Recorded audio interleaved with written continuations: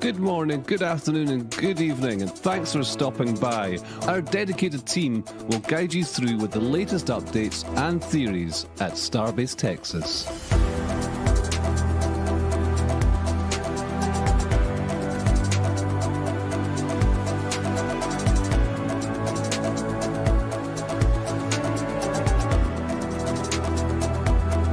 If you're new to the channel, be sure to hit the subscribe button and the bell icon for future streams. 9, 10, 9, 8, 7, 6, 5, 4, 3, 2, 1.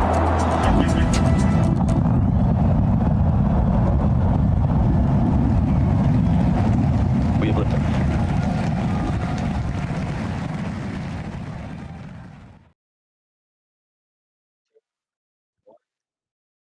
Good morning, everybody. My name is Zack and welcome to another Starbase Weekly live stream.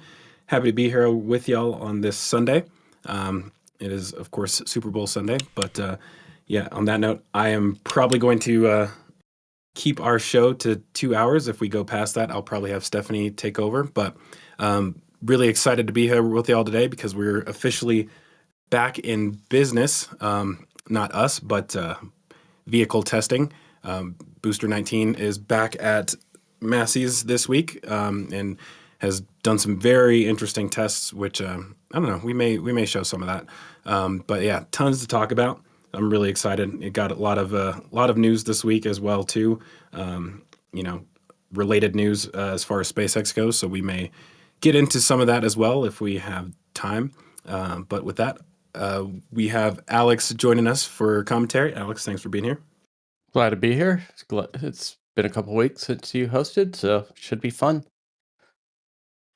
Yeah. I have, I try to be on as much as possible. am currently like super deep into editing 3 episodes at the same time, but everybody needs a break. So glad I was able to be here this Sunday. I think we have Todd was with us, but I think he's saying that he's not feeling that well this week. But I know we have Ryan Hansen Space in here as well too. I think he might be chiming in from time to time. Ryan, how's it going? It's going good. Yeah, I might chime in from then again, and then we'll see if we find anything exciting this week. Definitely. And is the other Ryan going to be with us today, or is he just in the background? If you want me here, I can be here, but I'll be in the background mostly. Cool. Awesome. And as always, Matt will be taking care of questions and donations and running the stream in the background. So thanks, Matt. Appreciate all the work you do. And with that, we will go ahead and hop into today's show. As y'all can see, it was a pretty clear day out there. Gotten lucky this time of year. Sometimes ends up being where a lot of flyovers get skipped because of weather. I think February and March are usually like the worst months, sometimes January as well too, but we've gotten pretty lucky so far this year. So really very glad for that.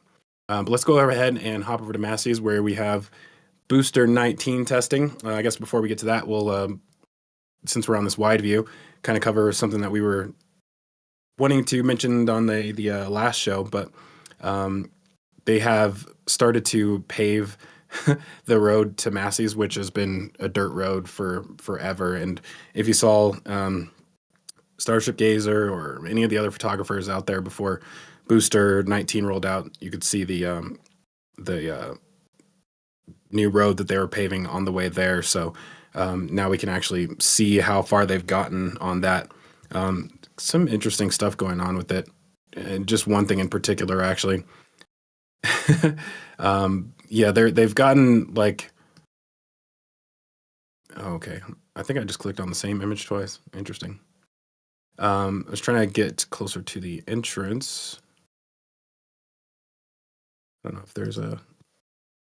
Yeah, so they've basically gone probably about I don't know, maybe an eighth of a mile up the road so far, and then they're kind of doing it half and half right now. Really weird, like the way this thing jogs out. It almost looks like there's going to be some sort of median divider thing here, but that wouldn't necessarily make sense with the way that the SPMTs have to roll through here. So interesting nonetheless. And I'm sure they're glad to finally have this road paved. I got a actually funny story about this road because I did, I think 2-3 episodes ago when I was doing the series about Massey's, I actually ended up I was recording stuff as I was driving up this road, and it's just like so bumpy that my camera was like all over the place and kept falling. I had to redo those scenes like probably 10 times just because of the dirt road. So yeah, nice to see that paved from a personal point of view. But yeah, we'll go ahead and move over to inside of the test site, probably starting with the static fire test stand, which we still have this mystery structure going on up here. And I guess I'll open it up to see if anybody has anything that they want to say about this, because I personally haven't paid as much attention to it. And even looking at it now, it's still, if not an equal mystery as it was before, probably even more of one now. Now that they've kind of outfitted it with several other extensions onto here. We have the lower set down here, and then there's 2 over here that are overlapping. I think let me see if I can look at it from the front, because it's just very odd. I don't think I have a straight front looking view on it. Oh, that's probably pretty close right there. Yeah, so very interesting. I mean, you have a lower point right here, which I think this one actually makes more sense than anything else because it probably lines up with those catch pins on the ship. But everything up here, these are a little bit odd. Do you guys have any thoughts on this yet, or are we still in the same boat we've been in since the beginning? I just have a whole lot of wrong ideas, so every week they just add more. They put 6 down below, but at the QD level, 3 on each side. Little. Oh, there's even more at the bottom. I haven't even looked at that. Let's see. Oh yeah, it's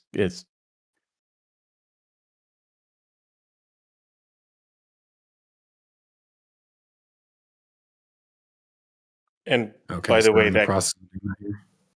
that catwalk was installed this morning, up top. So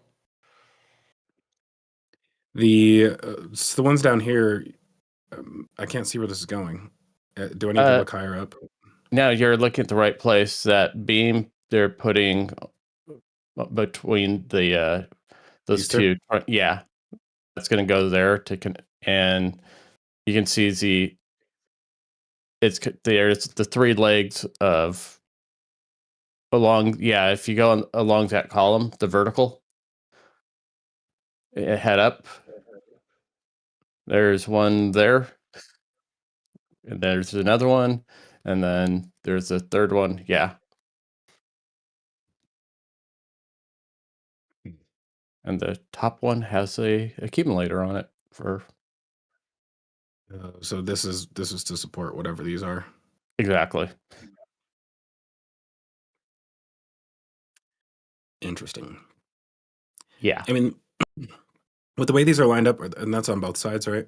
Yes. Okay, you can see the other ones. I was going to say it almost looks like a camera stand, but the fact that there's 2 of them is interesting. Yeah, I'm not sure what to make of all this.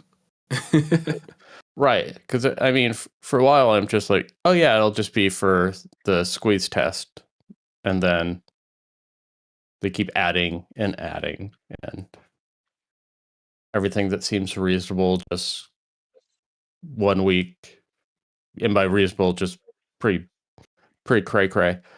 The following week, it's just even worse.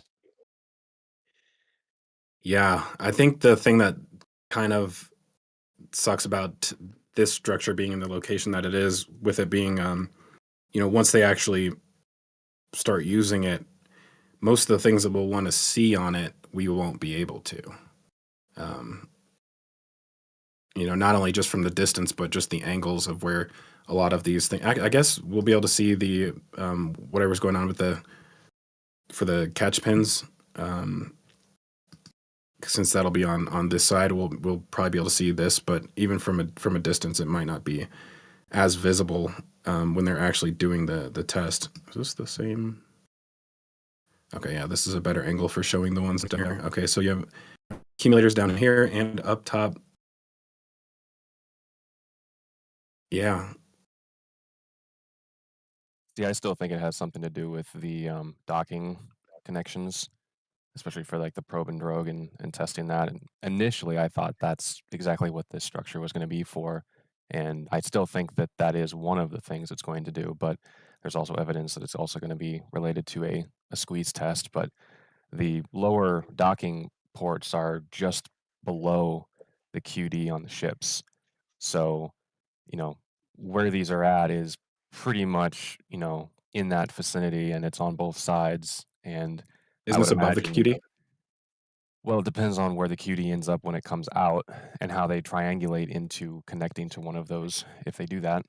But yeah, there's different ways that you can connect to it to get from that point over, because they basically have to come in. Like if you look at the QD, there's the vertical conduits there to the left, and the pair of them, that's kind of where the docking port would kind of be in relation to the kind of gantry structure here. So they would still have to come in a bit, but it depends on what exactly they're going to do. They would have the ability to kind of shift up and down.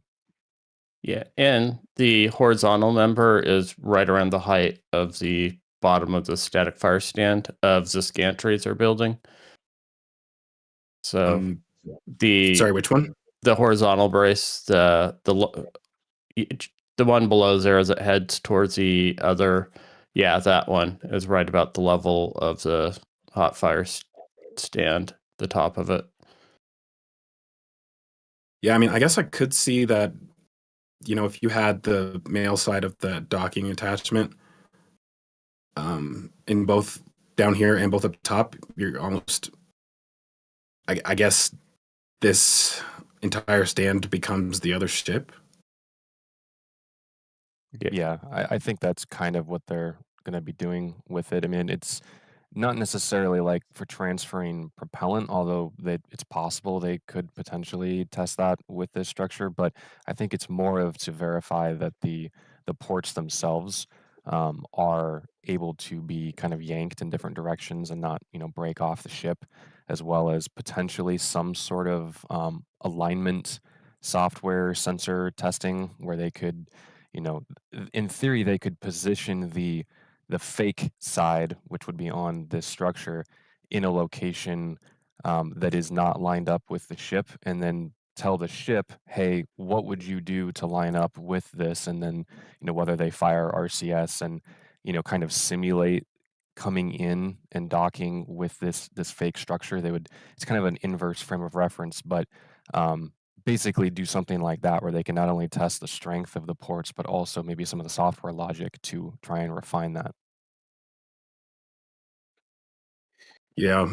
Do you think that this is all going to be separate from the actual static fire test? Like it's like a, two separate things going on here? Yeah, I don't think you would necessarily try to do this while you're Have doing any the of this stuff static connected? fire. Yeah. But you would probably want to have the ability to recreate conditions, meaning putting propellant in the tanks and then being able to maybe cycle through it. So they're probably choosing to do this at the static fire stand because there's more commodities. It's more representative of what the ship would be, in flight, because they can actually, load methane over here versus, with the cryo stand, they can really only do the, I think it's just the LN2 and the LOX. So it's a little different of a situation. They have a little bit more flexibility here, probably space in general. So that's probably why that's being done here. And yeah, because they could exercise the entire system with the right commodity, since methane has a significantly different density than LOX or LEN. And this is their closest they have to a full size test structure as well. Yeah, that's true. I mean, it's interesting, like if these are specifically for, like I said, actuating that male side of that locking mechanism, you would think that they would want to use the actual vehicle hardware instead of just the standard accumulators they use for everything. Yeah, I don't think it's necessarily for the locking hardware. I think we're probably going to see a triangulation of pistons that would allow them to, if this is what they're doing here, you would see a triangulation of pistons that would allow them to position a male side of that docking port in 3D space and allow them to move that around to then line up with the port on the ship. So it's probably more than one thing is going to be going on there. Yeah, because if you look at the top walkway, they've added 6, I mean, clevises. I don't know. It looks like you could mount actuators onto. Yeah, you can Up see here? 2. Yeah, you can see the 2 of them in the center, and the square pads have 2 each. Yeah.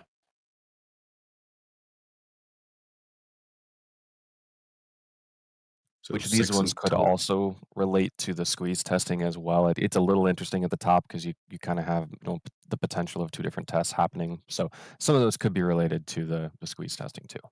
Right. But it seems like from being a one-off test structure, it seems like they're adding a host of capabilities. Are these on hinges? No, they're fixed with different mounting mechanisms too. It's weird. Yeah, very interesting. Yeah, because some of them are bolted on, some are welded on. It's Also interesting definitely that they didn't do more of this. Whoa, what is going on here? Look at that. yeah, the strut to keep them parallel, I guess.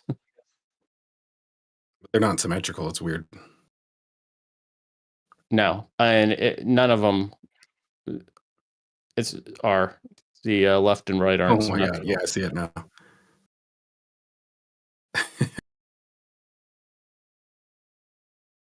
So, Interesting. That almost reminds me of the modifications they made to the lifting pins on the right. chopsticks.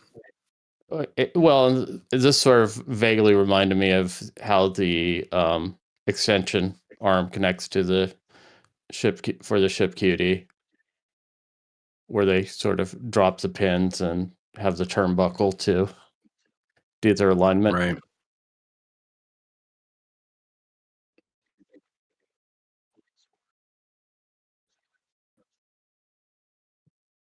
At this point, I'll say yes to just about everything, because for the longest time, the Ryan's theory, I was just like shaking my head, going, "That just seems ridiculous." And now with where they're mounting everything, it's like, dang it, Ryan's going to be right again. It does seem like there's a little bit maybe too high a density of those clevises in that area to all be related to the exact same thing. Right. Normally, if you're trying to like triangulate something, you want to have some distance between your points. Otherwise, you're really not getting a lot of leverage. So, from this angle here, maybe the outer two, opposite ones would kind of be triangulating something, and maybe that middle one is for something else, kind of thing. Yeah. One of the things I was thinking about after doing the Mega Crusher and having something set up to test so many different dynamics and so many different things that I think they're running with that, and that's what's going to make this so confusing. Is they might be setting this up to test multiple different things on multiple different ships for multiple different reasons, and we're not going to see some of this stuff used right away, and then they're going to set something up like, oh, that's what that was for. So I think they're going all out on it like they did on the Mega Crusher. I agree. Yeah, I would definitely like to see some HLS related stuff for sure, because I would like to believe that they're further ahead than we think they are. So it would be nice to all of a sudden see some HLS hardware roll out in the next few months that we weren't expecting to see. And I think there's still additional components down here waiting to be installed, right? I know this walkway was installed this morning. A few beams left. And more walkways.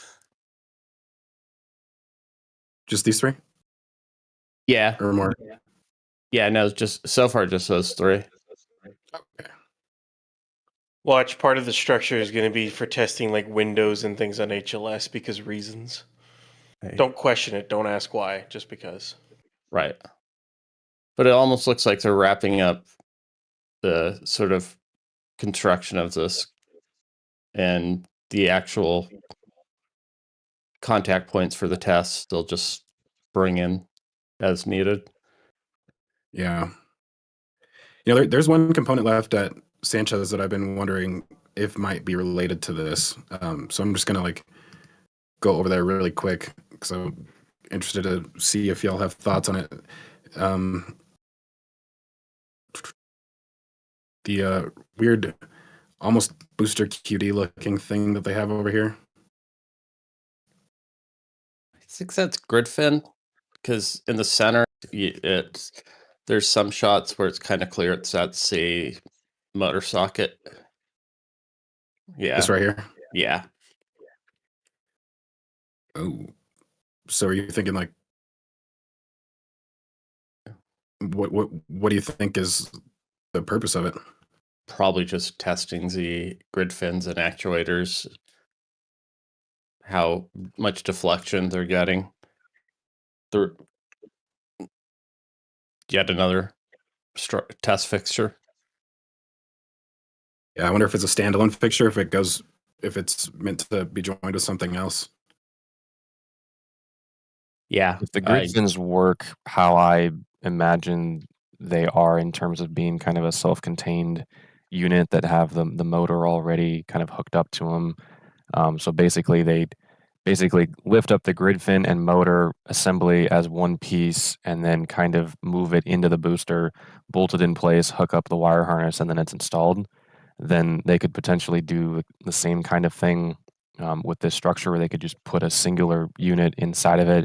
And then whether it's a test of the grid fin itself, or maybe the motor and some of its, maybe torque abilities, or some of the intermediate components, not exactly sure. But, when this arrived and it was white, and then they've now started painting it black, which is, if we go off of the standard colorization of, around the different sites, originally I was thinking, okay, it's going to be for a Star Factory, and now it looks like it might actually be a test structure that'll remain outside.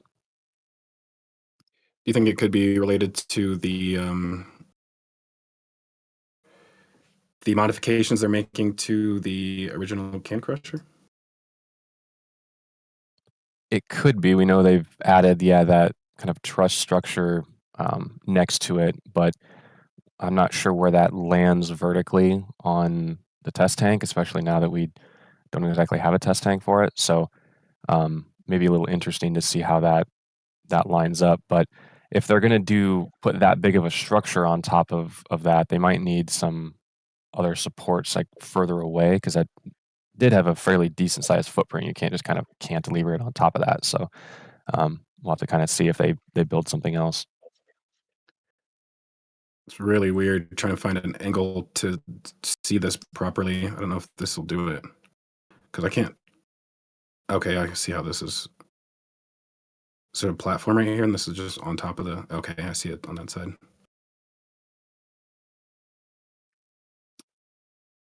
Interesting. Yeah, I guess this is kind of a natural place to move. We'll go back over there, but since we're already on this part of the conversation, they have made some added some additional components onto this, which you can see kind of in the middle right here. There was a really good top down that looks at this. This was kind of a mystery to me, because there's these clevis brackets on here, but there's only 5. So you can see there's one actuator right here. And this was the setup that they were using for the 39.1, or sorry, 18.3. Yeah. And there's 6 actual clevis. So is there one right here that I can't see? Yeah. Yeah, they were... Oh, it's right there. Yeah, or it used to be. If they might have cut it. But yeah, these were connected to the transfer tube that they separate. Yeah.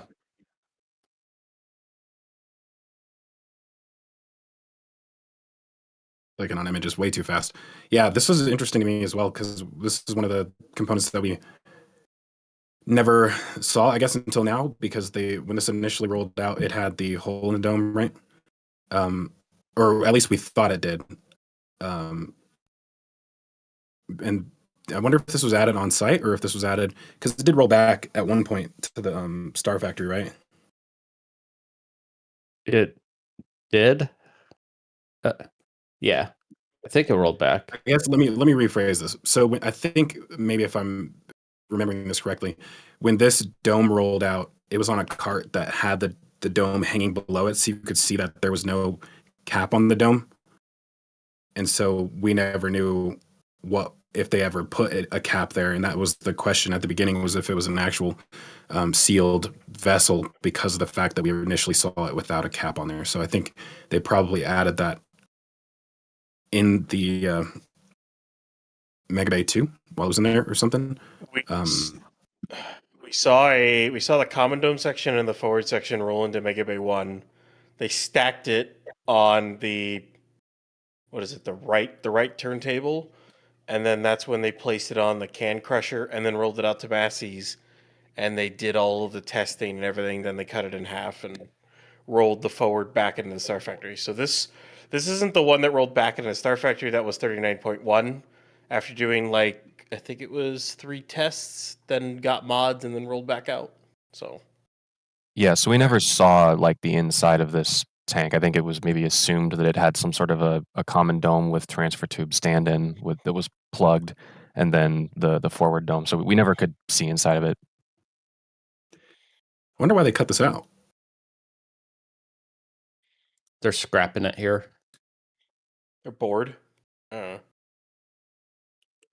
Just Are to make these a the habitat. mounting points for the clevis brackets you're seeing right here? Those when 18 went, it had a lot of those cross braces in its transfer tube. I think it's not the braces. I'm talking about this little mark right here. If these are where there's a shot that's you can see a little bit better. There's 6 ribs. Yeah. The discoloration is interesting. It maybe implies some kind of a welding on the opposite side of the surface. So maybe, I'm not sure. Do the angles match up with maybe what we're seeing? And I guess the one on the bottom there does not look like it's pointing to the center. So I don't know. It looks a little rotated. Yeah.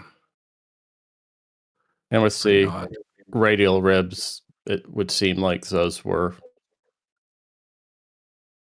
where somewhere along that was where the clevises were mounted. Is there another angle that shows this maybe a little bit more from the side? Might be able to see if Let's see. there's like a tang welded to the side of it, like down lower.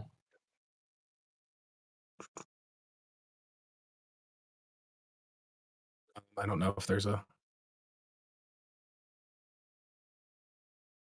lower image of it. No, that wasn't a good angle right there. Might be able So to find this is probably while they were testing this is what caused it to.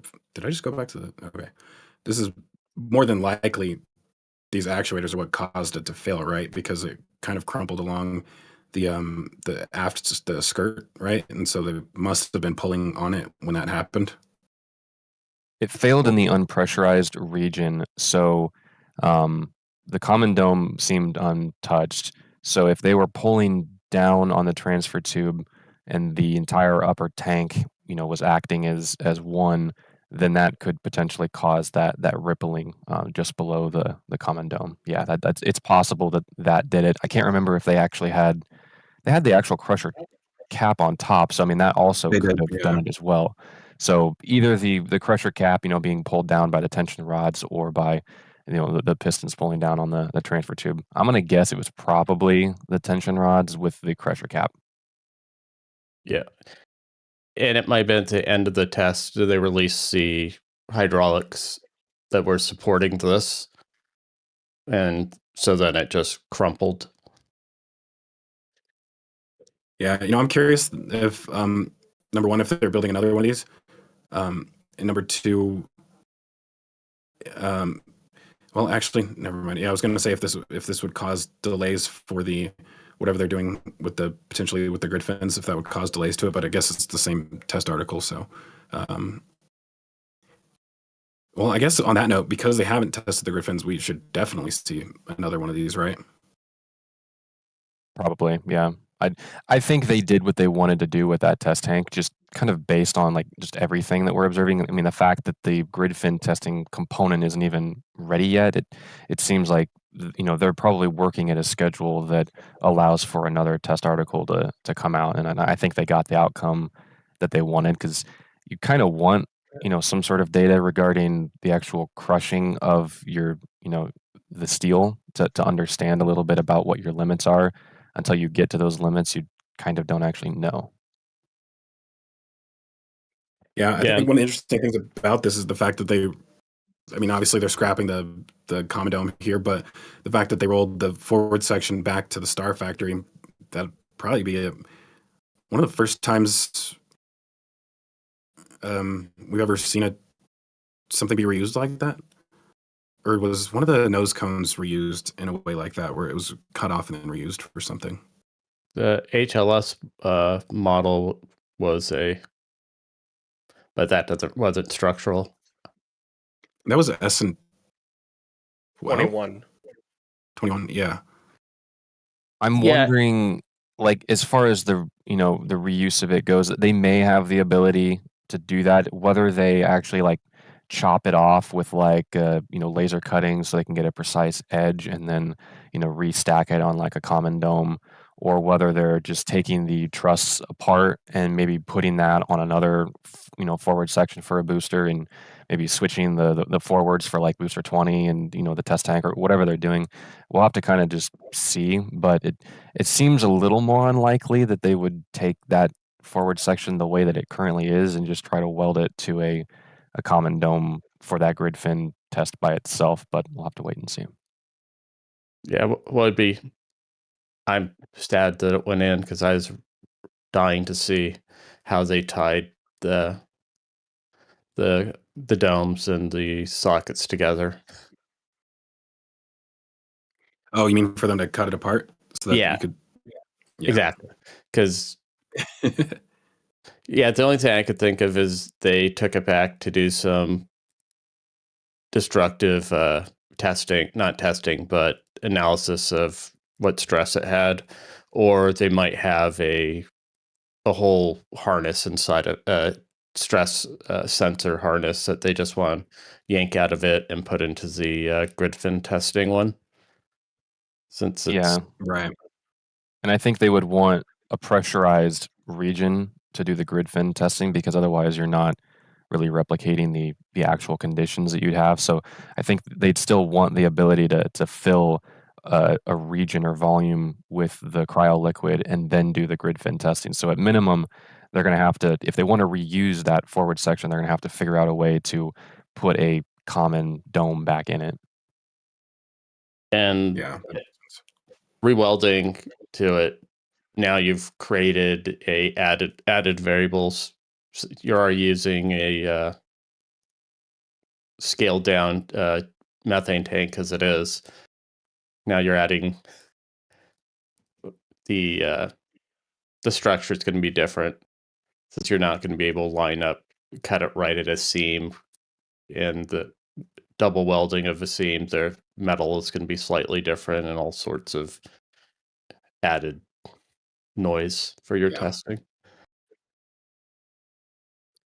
I guess moving on a little bit, we have seen the cap taken off of 18.1 finally. I think it's been like, I don't know, 6 months at this point, maybe. 8. I don't Okay, even more than remember I when it thought. got the cap.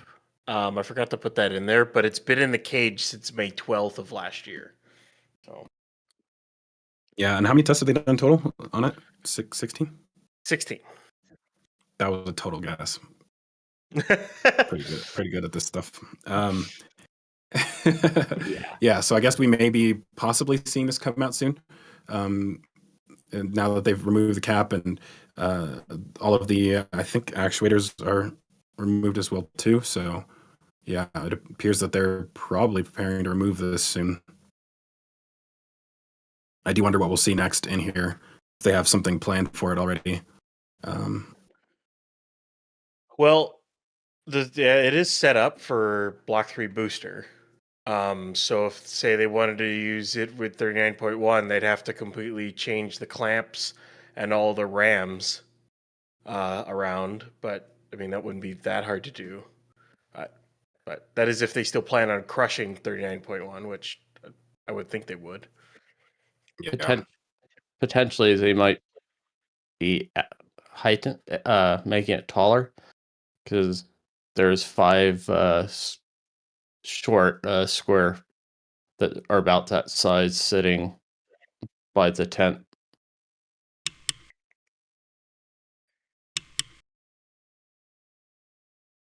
Yeah, right there.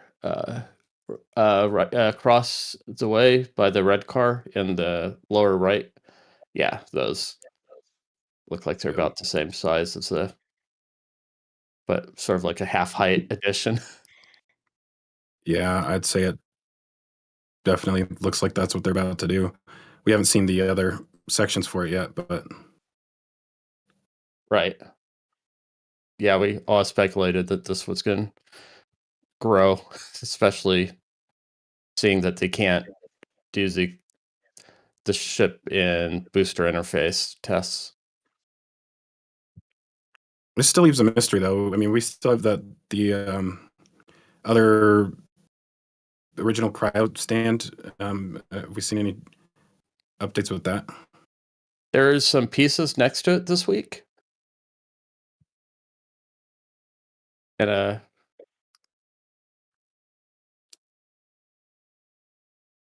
Dang it. oh, close. Every time I think, oh, wait, there we go.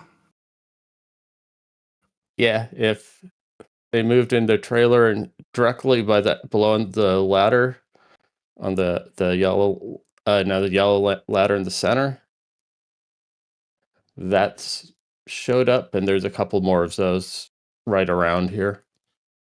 And oh yeah, those other things that you went to on the left there. This. Yeah, I don't know what those are. Yeah, these look like kind of like the platforms that sometimes go around the actuators. You know what's Yeah, that odd? makes me wonder if there's like another, because this has to be a booster related, right? Yeah, they put the booster clamps on it, a handful of them. So I do wonder if there's yet another test article coming soon. Right, because It doesn't feel like flight is in March to me. I'm just going to go ahead and say that right now. But Like, but no matter Zach, what the 4 vehicles are weeks. doing, what's happening with the test articles tells me that we shouldn't be seeing a flight in. But I guess there's a caveat to that some of the testing that they could be doing is potentially more relevant for catching the booster. And Yeah. so I was they just mad may that be able Zach. to get rid.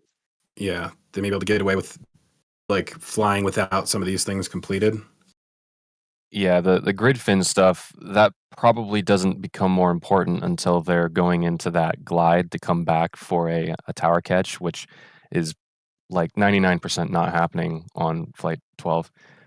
So, it might be a situation where it's like a flight, 3 or 4 with the booster where it goes down in the Gulf and the grid fins are a little wiggly and, maybe they go back and add some support to that after the fact. But that testing can certainly, wait to take place until after. You can tell they're prioritizing the testing, related to the engines and the thrust puck because that's going to be, needed at liftoff and then as they ascend.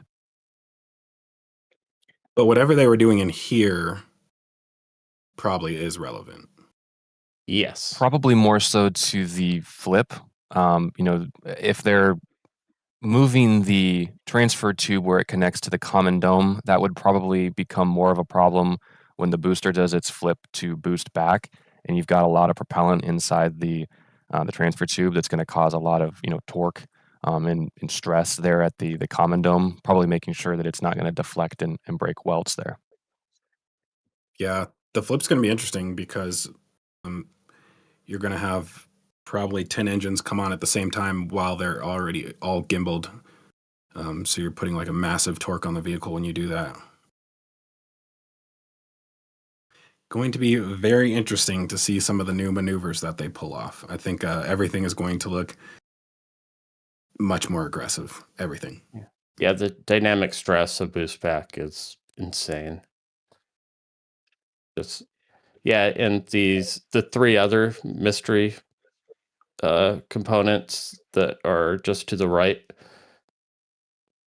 Yeah, they've started work. Yeah, they started working on those as well. But Man, yeah, it would be fun to be on this team. There's endless stuff going on with testing. Hey, Alex, are the ends of those truss pieces that you just pointed out, are they angled at all?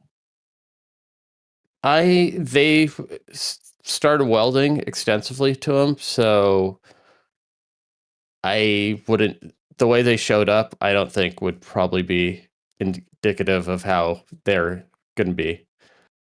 Just going to say, because if it's to be used in conjunction with that grid fin testing, it's possible that they're actually, more of a triangulation beam than basically a vertical beam, because it kind of looked like the end was angled a little bit on those.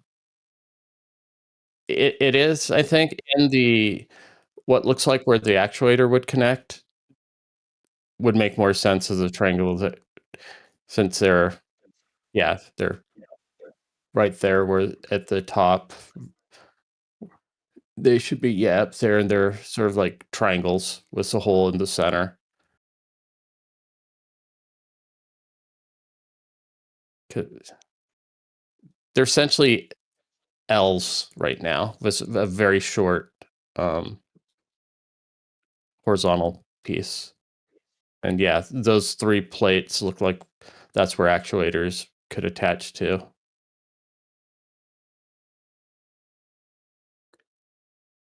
Ten actuators there. I guess we'll move on to Booster 19 since we're already 40 minutes in or so. They have done tons of interesting testing on Booster 19 this week. Definitely things that we've never seen. For one, they have finally been able to. Oh, wow.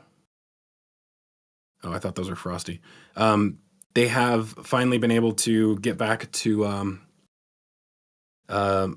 doing full cryo tests, and I think I've mentioned it several times on this show, but it seems like every time I mention something about it, people keep asking, "What do you mean?"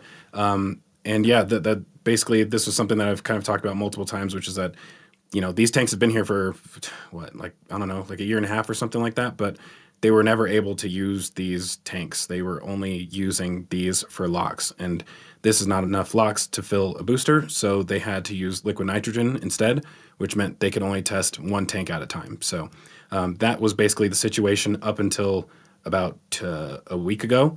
And now with all of this stuff that they've added down here, which is basically to, I'm assuming, the pressurization system for these tanks. In order to use the tanks, you need a way of pressurizing them as you're pulling fluid out of them, and they just didn't have that. Very, very odd why that was the case, because they have so many of these cylinders all the way, like, everywhere. So it's I mean, like, there was probably this many of these cylinders just laying around at McGregor, more than likely. So it is a big mystery why it took so long. But now that they have gotten all that up and running, we have seen those first few cryo tests, and without being able to show video of it, I think the most we can really say is that there were very odd tests, and they seem to be doing something very different than they've done in the past. I mean, right now, I'll probably hold my full speculation on it, but I'll just explain, like, kind of what we're noticing is that the entire tank ends up being frosted over before they even start loading propellant, it seems like. So very curious there. I mean, I guess maybe think that they're trying to cool down the entire tank. So, like, when you load propellant, and as the propellant's rising, the steel is still warm, and so you're getting boil off as you're filling. And I think by, like, pre-chilling the entire vehicle to the point where it's frosted might help them out with propellant loading, so they're keeping their propellant colder longer. How they're actually doing that, like freezing the entire tank without cryogenics, like, is Easy. It's just cold gas. Yeah, because I guess you're well, when they depress, that happens, but You feed cold gas into it at just above boil off. It's saturation pressure, so it's going to be right around the boiling point of the commodity. Generally, when you're doing the cryogenic treatments, it's dry. They're using cold gas because if you quench it too quickly, you won't get the migration and the reconfigurations of the bonds. So there's using a lot of gas, cold gas, you can chill the vehicle. And quenching for fill is not fully understood, the physics behind it as well. I yeah, was I'm going gonna to be say. curious. Oh, sorry. Go ahead, Zach. I was just gonna say I'm gonna be curious to see if they end up doing the same thing in normal propellant loading, because in order to do this, you have to keep the vents open, right? Or else you're just gonna overpressure the tank. Yeah. So I wonder if they're gonna actually do that during real propellant loading. I suppose if they have, I don't know if this would work if you have to vent to atmosphere in order to do this, but if you have your methane return your boil off reclaim, like, if you can just basically cycle gas back through that in order to do the same thing. That opens up a interesting avenue, because they did make the locks for the booster and identical essentially to the methane system, where it looks like you could do the same gas recovery. And its launch site, one of the LOX tanks is hooked up directly for reclaim, so to speak. Right. So they could just be cycling yeah. gas through that's crazy. That's probably one of the most significant new features, I would say, for their GSE systems. Yeah. It also. Oh, go ahead, Alex. If you're at flight pressure, 4 or 5 bar, whatever it is, and the tanks start stratifying, you don't want to, even structurally, if you could, you don't want to depress it, because you'll immediately get fairly violent boiling happening at the surface, because the air pressure that was keeping the tank pressures that was keeping it from boiling is gone. So it's going to, at 4 or 5 bars, the boiling point is probably 10 degrees hotter. So it's Right. going to That's boil. why every time we saw them do that venting, there was that huge cloud coming out. Yeah, and it's usually easier just to keep it a steady stream and bubbling helium through, because the helium's causing it to boil. It boils into the helium bubble, and that cools down the tank as well and keeps it well mixed, which is probably what all of those high pressure cylinders that we see that they added to under these new LOX tanks are probably all helium for Right. maintaining. So for say launch and wet dress and static fires, you basically go through, use like really cold gas to pre-chill the tanks, and it does a twofold thing. One, your tanks are colder, so you're not going to have as much boil off, which means you're not going to technically waste as much prop, so you won't have to cycle it back as much, and you should be able to maintain the temperatures better inside the tank. And second, your tank's are already cold, so you can load it much faster because you're not as worried of shock cooling the whole thing as you may have been in the past. So is that like a twofold, addition, or should I say helping for this? Yeah, you're not, because pumping if you're pumping the propellant faster, it'll heat up a bit more from friction in the pipes. I mean, they've switched everything to vacuum jacketed to the pad, so that alleviates a lot of that.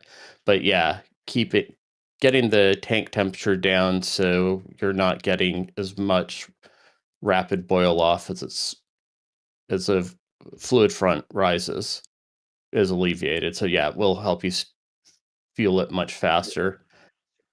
How they'll do it with the ship is a bit of a mystery, because we have not, where all their valves and stuff are in the tower, it's hard to see what's going on. Agreed. I guess one more thing at Massey's this week, and unless I'm missing something, they do have these 2 new tanks back here and a vertical tank as well. We're kind of assuming these are going to the launch site based on what we're seeing as far as the pedestals, or soon-to-be pedestals that are currently there, but we'll get to that when we get to the launch site. In the meantime, unless I missed something else at Massey's that we should probably touch on, then Matt, do we have any questions? I know there's a ton of donations that have come through, so probably be a good idea to get caught up.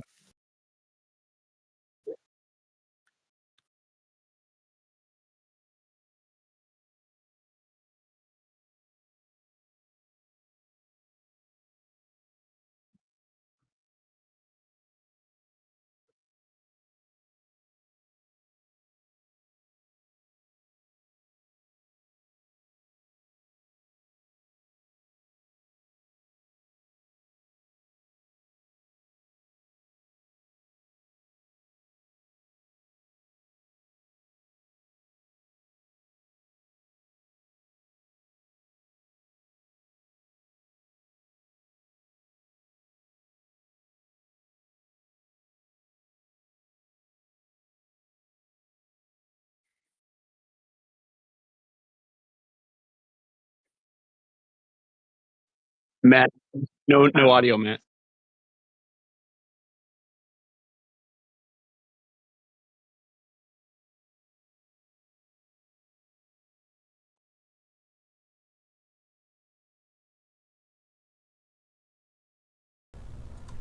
Let's see. Oh, there we go. Sorry about that, guys. I don't know why we had an It's a issue, month but thing. yeah, but we're good now. Okay, so I'll run through it again real quick. Todd Bernal, $20 super chat. saying, let's get this train started. Choo choo woohoo, chug chug lug hug hug hug. Not sorry, Matt. Pete 2.0 sending a gifted membership. Astro Joe sending a gifted membership. Joe Coyote Man sending $5 saying, let's fund this airplane fuel. All four with $5 saying, planes don't fly on hopium like I do. Yazada with $10 saying, thank you, Mauricio, for making it all possible. Sharpie with $5 for fuel. Space Watcher, also $5 for fuel. Pete 2.0 sending another one, Australian $20 for Go-Go Juice Fund. And we got our very own Stephanie, also with $20 Australian, saying time to jump on the choo-choo train for Cessna Motion Potion. James Wilson sending $10, saying 9's a good number. Bama in Italy sending 20 gifted memberships. Whew! Pete 2.0 with Australian $2, saying number 10. And Yazada with $5, saying number 11. And let's get to those questions.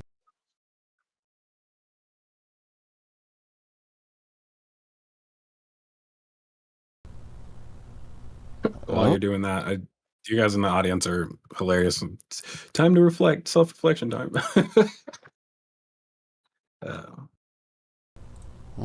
That's fantastic.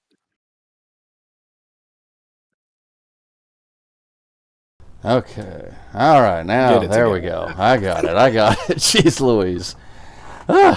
Slap me around and call me Susan. All right. All four with the first question. Are the main cryo lines hooked up to the SQD, and is the plate on the SQD the actual interface plate or a stand-in? Yes and yes. Perfect. All four with the second question. Is N2 routed to the SQD? And if not, how would SpaceX do the squeeze on S39 if they in fact are going to do a squeeze test on S39 and not a test tank?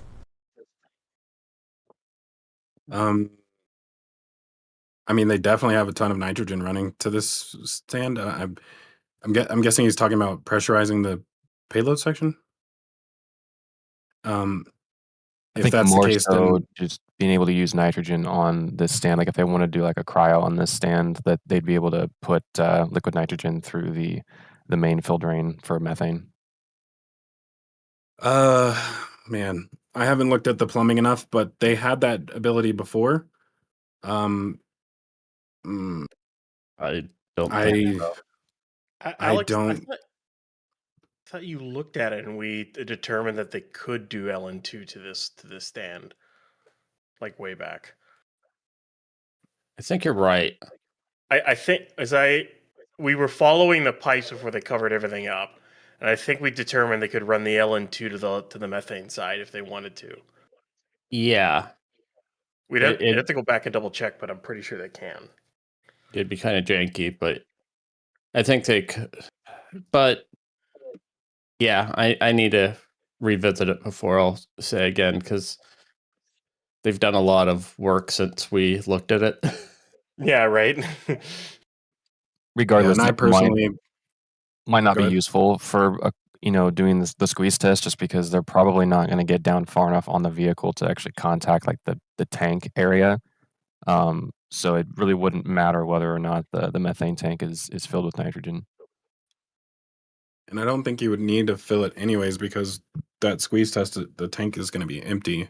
Like the thing that you're testing for happens when the tank is empty. So I don't think it would be necessary to do that. And at most, it'd be just flight pressure with gas filling it. So, But I mean, the whole point of that test is because it's below flight pressure, because yeah, they depress the tanks, right? So it's like, I mean, you really probably won't have anything in there.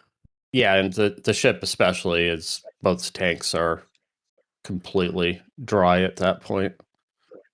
Yeah. There may be some residual boil off, through reentry that causes the pressure to increase. But yeah, I mean, they wouldn't be at like probably 6 bar in the tanks, but they're probably not going to be at 1 bar.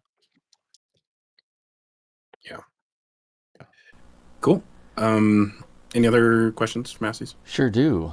Justin's asking about the test stand structure. Could it be a mock-up of a tanker ship to perform complete integration tests? I think that may have come in before we talked about that, but yeah, we did suggest that as a possibility. I think I'd say really anything's technically possible at this point.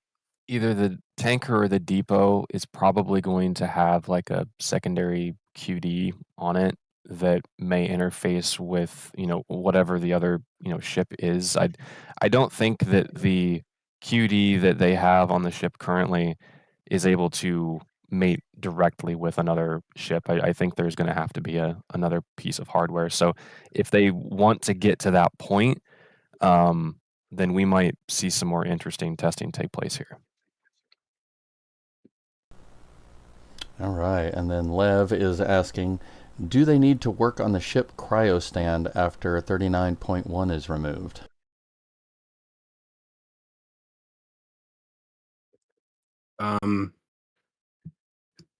So yeah, after this, sorry, I'm guessing I didn't hear the question fully, but I'm guessing asking if they'll convert this after 39.1 is done. Probably. Yeah, I mean that's basically one thing we're waiting on is for 39.1 testing to finish, so they can remove it and then do all the retrofits for the QD. It's technically they have just like a QD plate that's kind of stuck to the side of it right now, and it doesn't actually have any pipes going into it. It seems like it's mainly so that they can hook up like maybe power or data, and feed information through the QD panel as if they would on a real ship. But yeah, it doesn't look like the QD is at all ready for cryo input to a vehicle. Yeah. And right at this point, booster testing is officially ahead of ship testing, in multiple ways. Not only is the stand not ready, but there's something sitting here currently still being tested, and we are expecting booster 19 to roll back, I think tonight. And so they'll probably proceed to engine installation. But while the booster is way ahead of the ship right now, I think that the GSE stuff at the launch site is going to probably go through extensive testing, and so they need to get the booster to the launch site. They'll also need the ship there because the ship QD stuff is completely changed as well. So function testing all those systems is going to be really important. I imagine we'll probably see like maybe at least 3 full cryo tests on booster at the launch site. So a bunch of spin primes and possibly working up from small engine numbers up to full static fire tests. So I imagine we'll probably see, if I had to guess, at least 10 separate tests of just the booster, 5 to 10 tests of the booster on the launch mount before we even get to the next launch, and then maybe we'll say 10 total because you'll have to do full stack testing as well. So I think that we'll probably see at least 10 full tests before we actually get to Flight 12, in my opinion. Maybe just to mention kind of, I think maybe the core of that question is wondering when the stand may be ready for Ship 39. And I have a feeling, I'll state this on the stream, I have a feeling, I don't think Ship 39 is actually going to go on that stand. I think it's going to probably go straight to the static fire area if I had to guess. I agree with you, Ryan, because it looks like they're still working on the innards of this test tank. Yeah, that's certainly possible. I mean, they've skipped puck shucking tests before. You could argue it's a lot more important for the booster than it is for the ship, because by the time the ship has to worry about that, it's free and clear of the launch site. So making sure that the booster thrust puck is structurally sound is far more important as far as pad safety goes.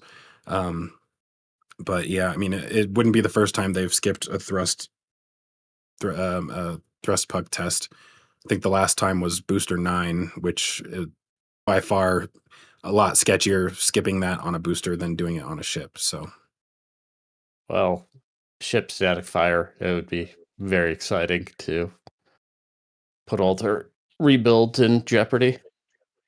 It, especially after moving the dome. Like, they literally moved the dome down. So, I mean, yeah. the only good thing is a lot of the GSC testing for static fire carries over to the pad as well, since it's probably a very similar software control suite. somebody says I'm scaring the Hopiumers. I don't know. Maybe I don't know what I said to do that, but I don't know. I just speak honestly all the time. I don't really sugarcoat things, to tell you the truth. Hopefully, that's what you guys expect from me, anyways. I am physically unable to sugarcoat. So, yeah. I feel like I'm sure there's probably some more questions, but maybe we should hold off on them and move on to Sanchez. Sure, no worries.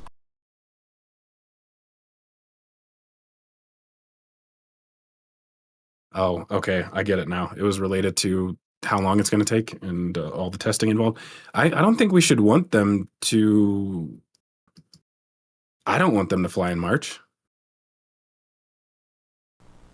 With I think everything it's that too we've quick. seen over the past year, why would you want them to fly in March?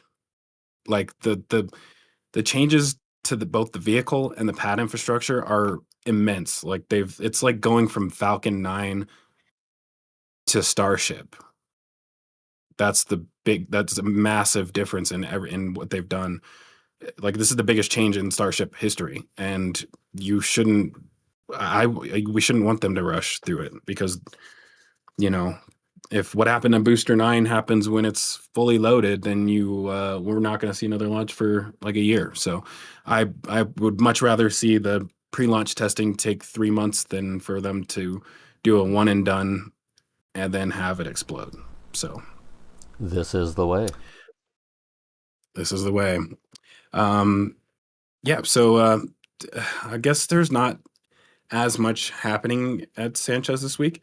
They have started on the third ship transport stand, which looks like it's just missing one more piece. So that's nice to see. Got three ship transport stands. The third one, the first one is actually over by the Rocket Garden, and they have actually put the clamps on here. And this thing looks cool compared to the old one. Like, this is, wow, yeah, I this is like a huge upgrade. Not like it's like not a big deal, but it just, I don't know. It almost surprises me that they ever went with something like this when this was an option from the beginning. Yeah, I don't know. It just looks a lot sturdier and just cooler to some degree. I think the one benefit of this one is that you could climb underneath it. And I think maybe, no, okay, I'm confusing this with the booster. I was going to say, initially the booster transport stand was designed to allow engines to slide through it, because they would take off the frame on the side and then slide the engines in through the side. If Pretty I'm sure they remembering did correctly. have some tall stands back in the suborbital era that would allow enough height for them to do that with the ship. I think that's maybe where they initially started that concept of being able to remove part of the stand and then move an engine underneath it. Yeah. Yeah, because I mean, I know that initially, at least with Ship 25, I'm not sure if that's where it started, but they would have to put all the RVACs inside of the stand and then lift the ship on top of it. Those were some hilarious days for sure. But yeah, cool to see the ship finally get a new transport stand after the booster did probably a year and a half, almost 2 years ago at this point. Let's see. We're still waiting on new launch mount sections to show up. We haven't really noticed much change down here. They aren't necessarily getting set up for that yet. But I don't know. If I had to guess, probably still. I know Alex thinks 2 months. I personally think probably about 4 months if the timing lines up with what it did with Pad B. But I don't know. Probably better to get it started sooner rather than later. That way they can accomplish more work on the ground, like they were able to do at 39A. So yeah, well, hopefully they'll actually be able to get started on that soon and kind of take their time a little bit more instead of rushing through that, because I do feel like this first launch mount was rushed to some degree. A lot of running changes Yeah. and a lot of we'll figure it out. Exactly. We have already talked about this. The other little stand down here, not many changes with it, so I don't know if we have anything to add about that one this week. No, but if there's another booster section, it'll probably be bolted into this. Say that again. This has the bolt pattern for what they bolt the welded plates to for the test stands. Sort of that. Oh, okay. That interface. Mm-hmm.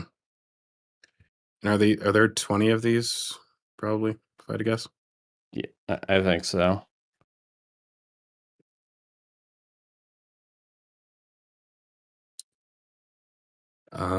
Let's see. What else do we got?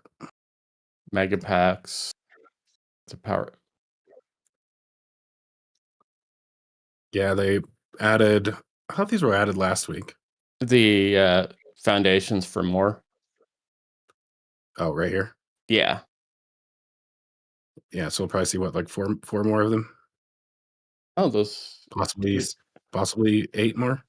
Yeah, those 2 transformers are new, right by the vertical tanks. On the right, yeah. Right here. Yeah. Yeah, those should go right in front of those mega packs, and then have 4 on the other side of those. There's also on the other side? What do you mean? Yeah, on the bottom side of those. So you've got room for basically 4 more packs right there. Those little transformers will go in the middle of those. Oh, gotcha. Yeah. And then there's also a pad over to the left of the slightly older mega packs there that's cleared. Oh yeah.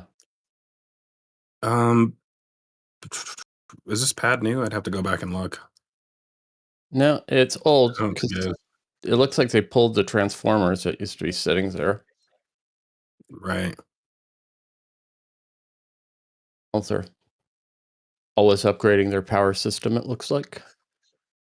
Yeah, they are doing some massive power upgrades. I don't know if we're allowed to talk about it, but we are expecting that they're also doing a massive power upgrade for Starbase again, and this is probably specifically for the air separation plant, because I personally think that the launch site, the current launch site, is far beyond what they initially planned when they ran the power to it. Like, I think they actually believed that they would be able to run an ASU off of that power, but then the design of the pad got increasingly more advanced, and so the power draw from the launch site is probably, like, I don't know, 2 times greater than what they initially planned for, if I had to guess. But yeah, it looks like apparently they're going to be getting a dedicated power line to the ASU, which is interesting because I have a feeling that means that it will be sitting there inactive for, I don't know, possibly a full year. They also have to bring in a natural gas line to add that liquefaction to the site as well. So you're jumping ahead of us right now. Okay, sorry. You're good. Anything else at Sanchez? There's just 2 grid fins under. Oh, there's the mystery structures by the new static fire stand, and those.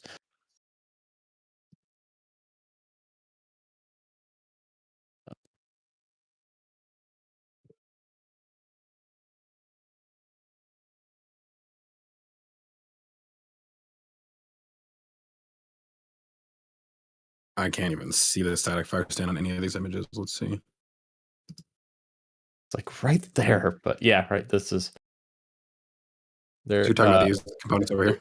Yeah, there's that, and then to the right of that, you can't. Yeah, there's another piece that showed up underneath Black Shadow.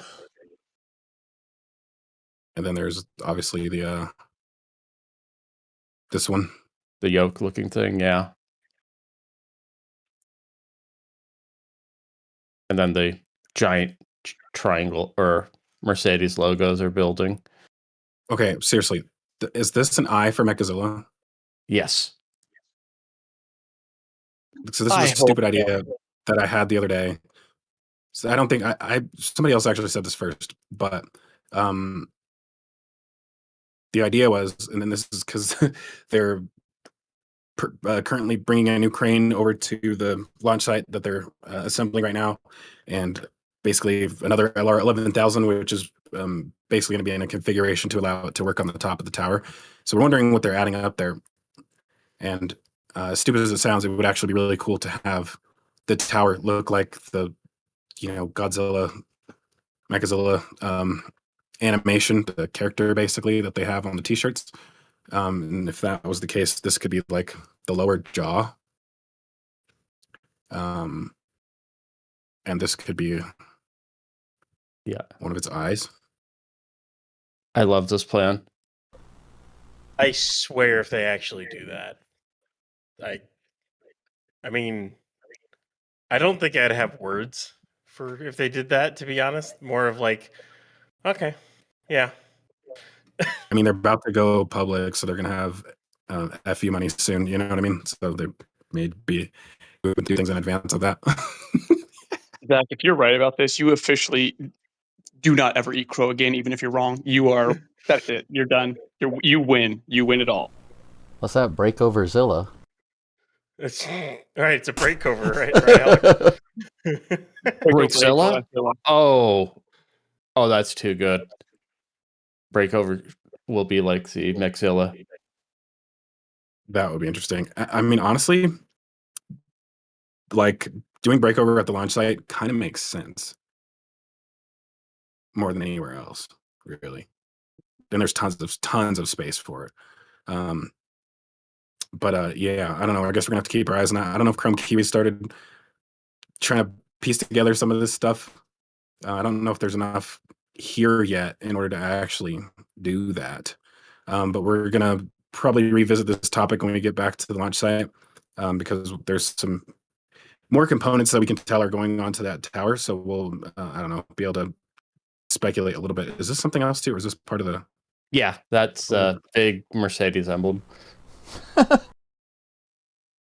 What? It's a Mercedes emblem. It's a triangle. Are you talking about for here? Don't know where it'd go, but yeah. That would be your Mercedes emblem. I'm like, what are you talking about? Yeah, and I see it now. Yeah, so somebody's waiting for F1 season to start. yeah. We'll have to come back and revisit this. Hold on, really quick. Are these gusset plates or what? Like, or what's going on here? I don't know. They left them in plastic, so I'm not happy. Could this be a tongue?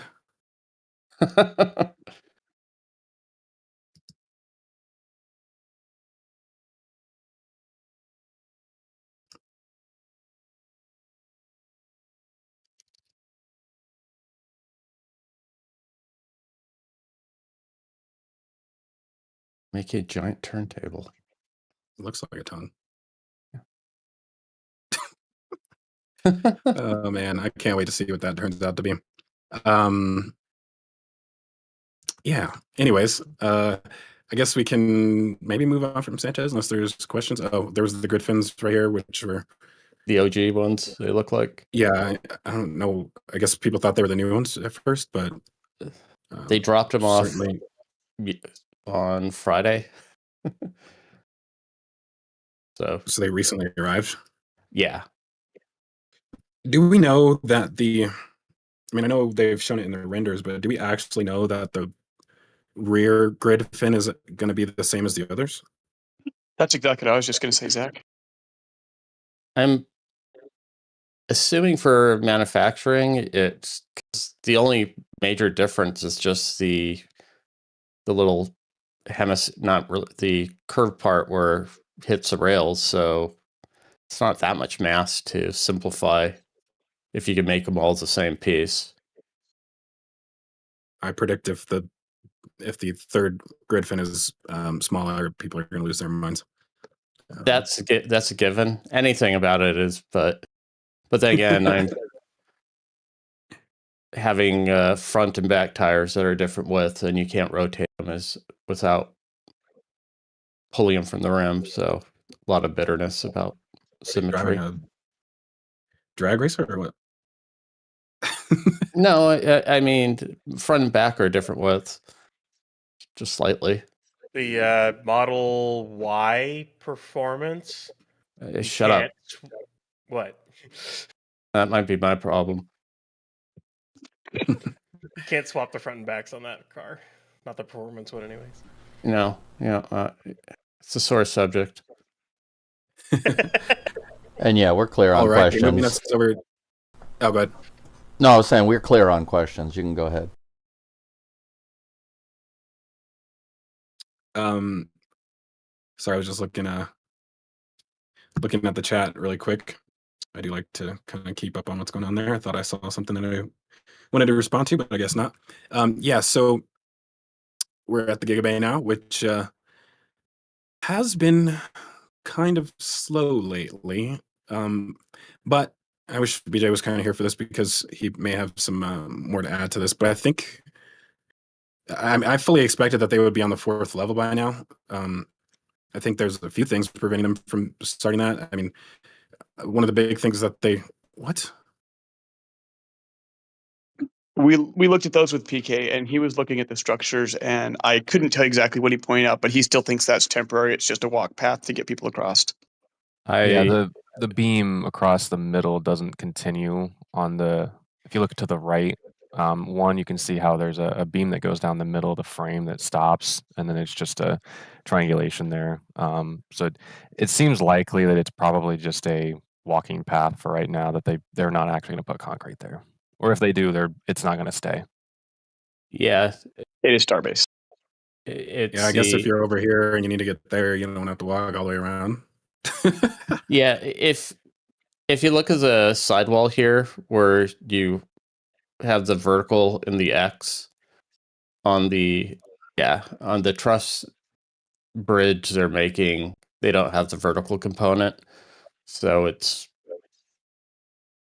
right, non-structural probably. It's structural in so far as I think for bracing the cranes and sort of tying the structure together for them because they're inducing a slightly different load.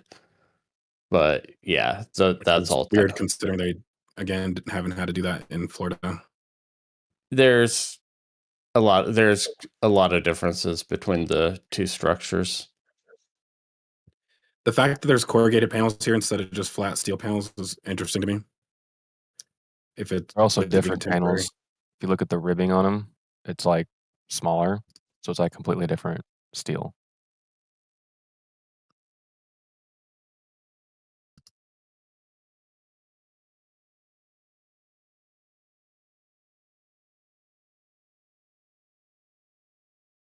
It's difficult to tell, but I will probably have to take your word for that. Oh yeah, I see it now. Yeah. The depths and the spacing seem to be quite a bit different. But still, if you're not going to fill it with concrete, you might as well use flat panels, right? They'll probably fill it with concrete. Even though it's a temporary structure? Yeah. It could be as simple as it's what's available.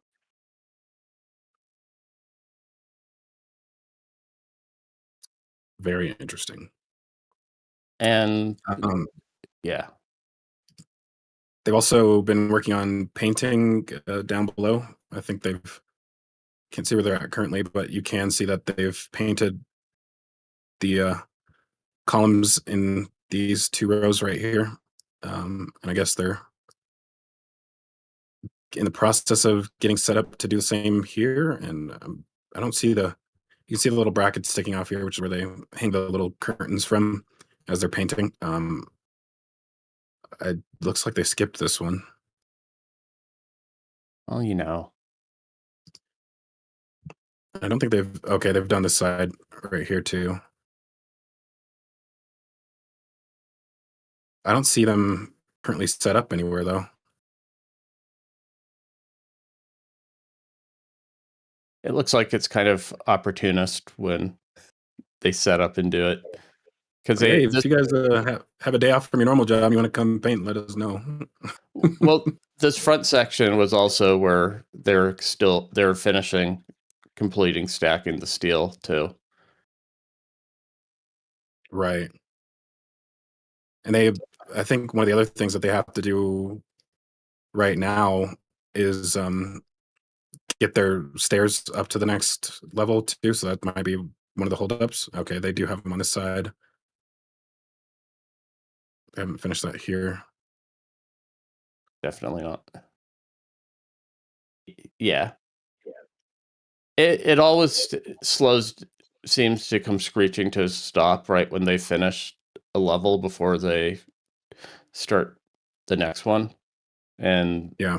weather last week seemed to have definitely impacted. Any ideas why they don't have a bridge going across the front? Probably not needed because I think these are mainly for the crane bracing, the tower cranes.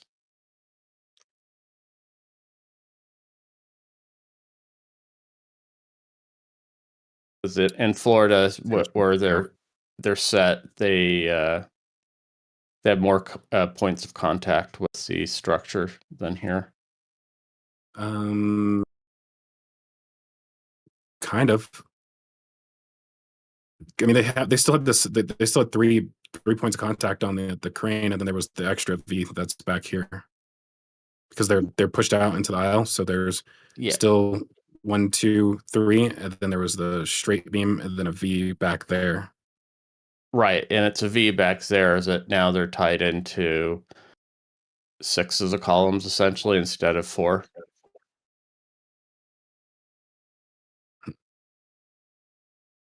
Interesting. Yeah, I guess that kind of makes sense. Any other new details about the Gigabay? I know that there was some new, like the door frames added in here on the side. You can see the coming down here. I don't know if there's anything else.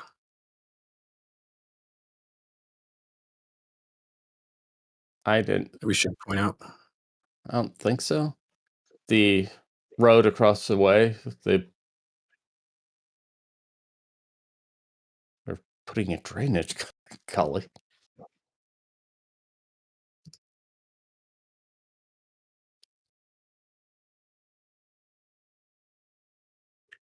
Yeah, this is very interesting to me. Like, this is one of those things that I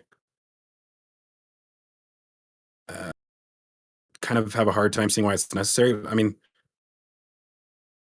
because you have such a big area right here. Like, even if your SPMT is in this lane, I feel like you should be able to make that turn. It almost looks like they want the SPMTs to be able to come out wide before turning in. We've seen them at the launch site make even sharper turns than that, but yeah, it seems weird to me. The only thing I could think of is if they break them over inside Gigabay and they come out horizontal, that they would need this extra space. But yeah, but I almost feel like that wouldn't be enough space. No, I don't think it would be either. very curious for sure. And one thing they have been doing in Florida that they haven't started here is they've started the cladding in Florida. I personally think that we probably won't see that for a while here. I think one of the things that's allowing them to do that is the fact that they've already poured concrete on those lower levels, and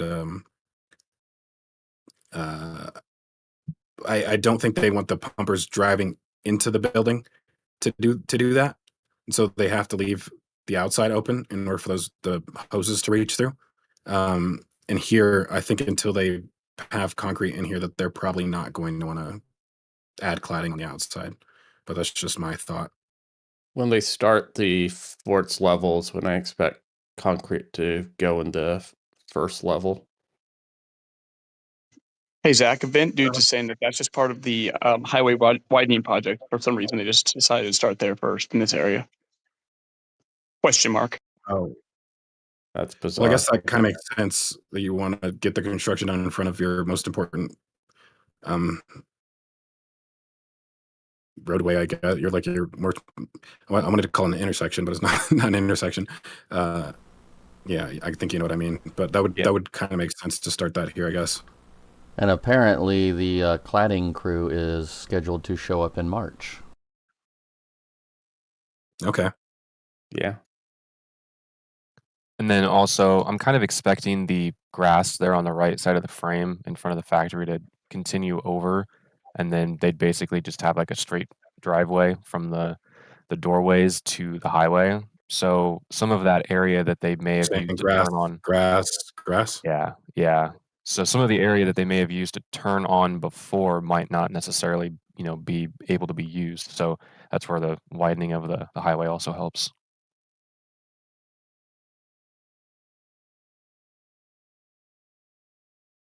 Yeah, very interesting. I don't think we're able to see into the bays this weekend. Well, actually there is, but there's nothing in the bays. Or sorry, at least not in Mega Bay 1. There's nothing in here right now.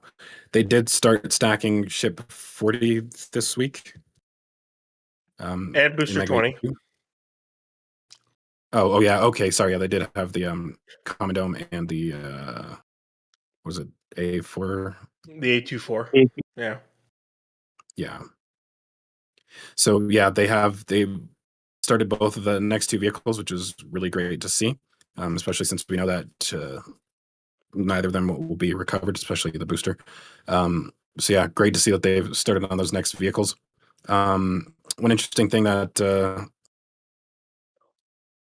was pointed out during the show and tell, seems like they have a new door on the Star Factory, which I find interesting. So I guess some of the speculation is that this might be for bringing Raptors through, which is weird, because so the Raptor storage is still behind Mega Bay 1, so I guess that would mean that they would have to roll them all the way around through this door and into the factory, or into the Mega Bay 2. I don't think I don't get why they would do that instead of just continue to go through the front. I don't think you could go in the side because there's columns there. Columns where? Yeah, on the sides. Because when they come in Mega Bay 1, they're coming in essentially directly opposite where the main door is. But there's a main vertical column going up the center of that wall. Are you talking about here? Yeah. I don't think there's a large enough way to cut an opening in there to roll Raptors in, but I may be wrong. Well, you also have to consider that there's the RVACs, which would be for the ships would go in here. So the question is, do the RVACs come in the front and then sea levels go in the back? Because that door on the back doesn't really even look tall enough for a normal sea level engine, let alone an RVAC kind of on its horizontal transport, structure to slide in the door, which it seems extremely tight for something like that. So even if they could, get them through the door, it seems small. Yeah, I mean, we're already reduced to seeing the tops of things move through the ring yard. So I guess if this goes away too, it wouldn't necessarily be a surprise. But yeah, I mean, I don't know. Looking at the height of them, I feel like an RVAC should be able to fit through that door. Not vertically, but horizontally, maybe. But then you have to consider how is it being moved around? Is it a forklift? Can the forklift fit through that and make the turn with that long of a structure? I don't know if that's possible. Yeah. Don't they have carts like the hand carts? They typically transport the RVACs vertically, I believe, from the Mega Bay 2 Raptor Roost area to the Mega Bay 1, or opposite of that, sorry. But even then, I mean, vertically, it's still not going to fit. So it seems I would put Raptor engines going through that door at like 10%.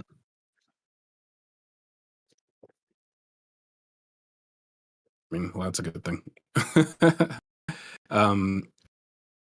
Elsewhere in the Star Factory, I don't know if there's really much for us to talk about. I think I'll save anything related to the parking garage / apartment building if Stephanie would like to cover that later. But I'm going to go ahead and move us to the launch site unless there's any questions that we haven't touched on. Yeah, so real quick, just want to shout out Terry Pavlik for sending 20 gifted memberships. And not only that, they also sent a $50 super chat saying RGV Fuel Tab. We really appreciate that, Terry. And then we had Ribby. He sent a $10 super chat and asked, how will the 4 cranes be disassembled? What cranes? The ones that are building Gigafactory right now. Exactly the same way that they're assembled. They'll come down piece by piece, lower themselves down and to the inside, and they'll truck the parts out. But how do they lower themselves down through the structure, though? Is there room for that? They'll probably leave it open and oh yeah, I guess as long as they're turned in this direction. Yeah, they should be able to do that.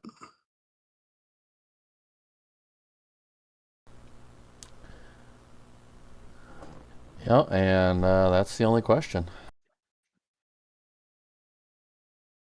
Cool. I imagine getting the booms off after you lower it down would be interesting. They might drop the booms before too. But then how would they disassemble themselves if they get rid of the booms? I'm just wondering if they can do the sort of the gags that the 11Ks do with their derrick. If there's a way to sort of,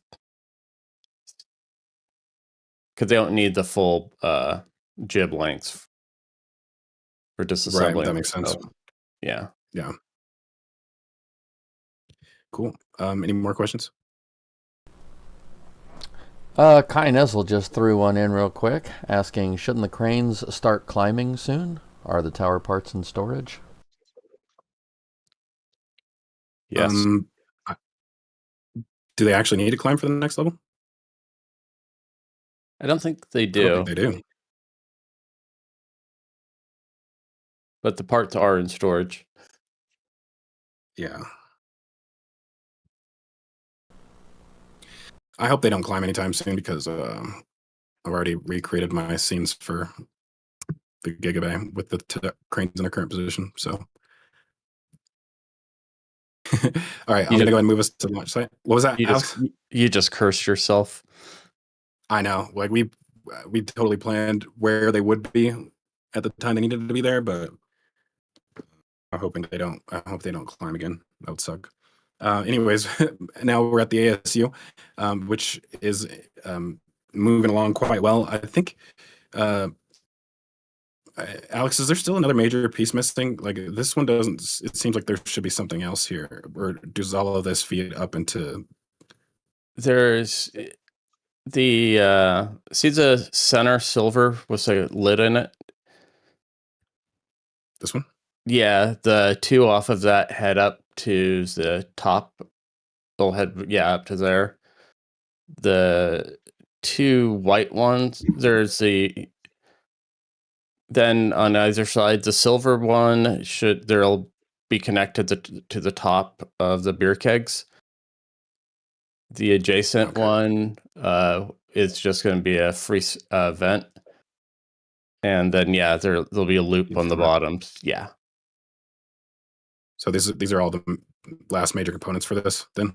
Yeah, there should be a little bit of a gantry connecting the compressor hull to the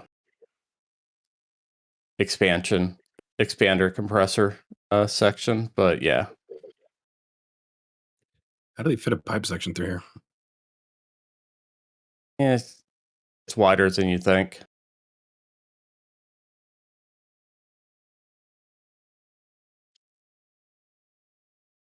Probably just build scaffold like they do.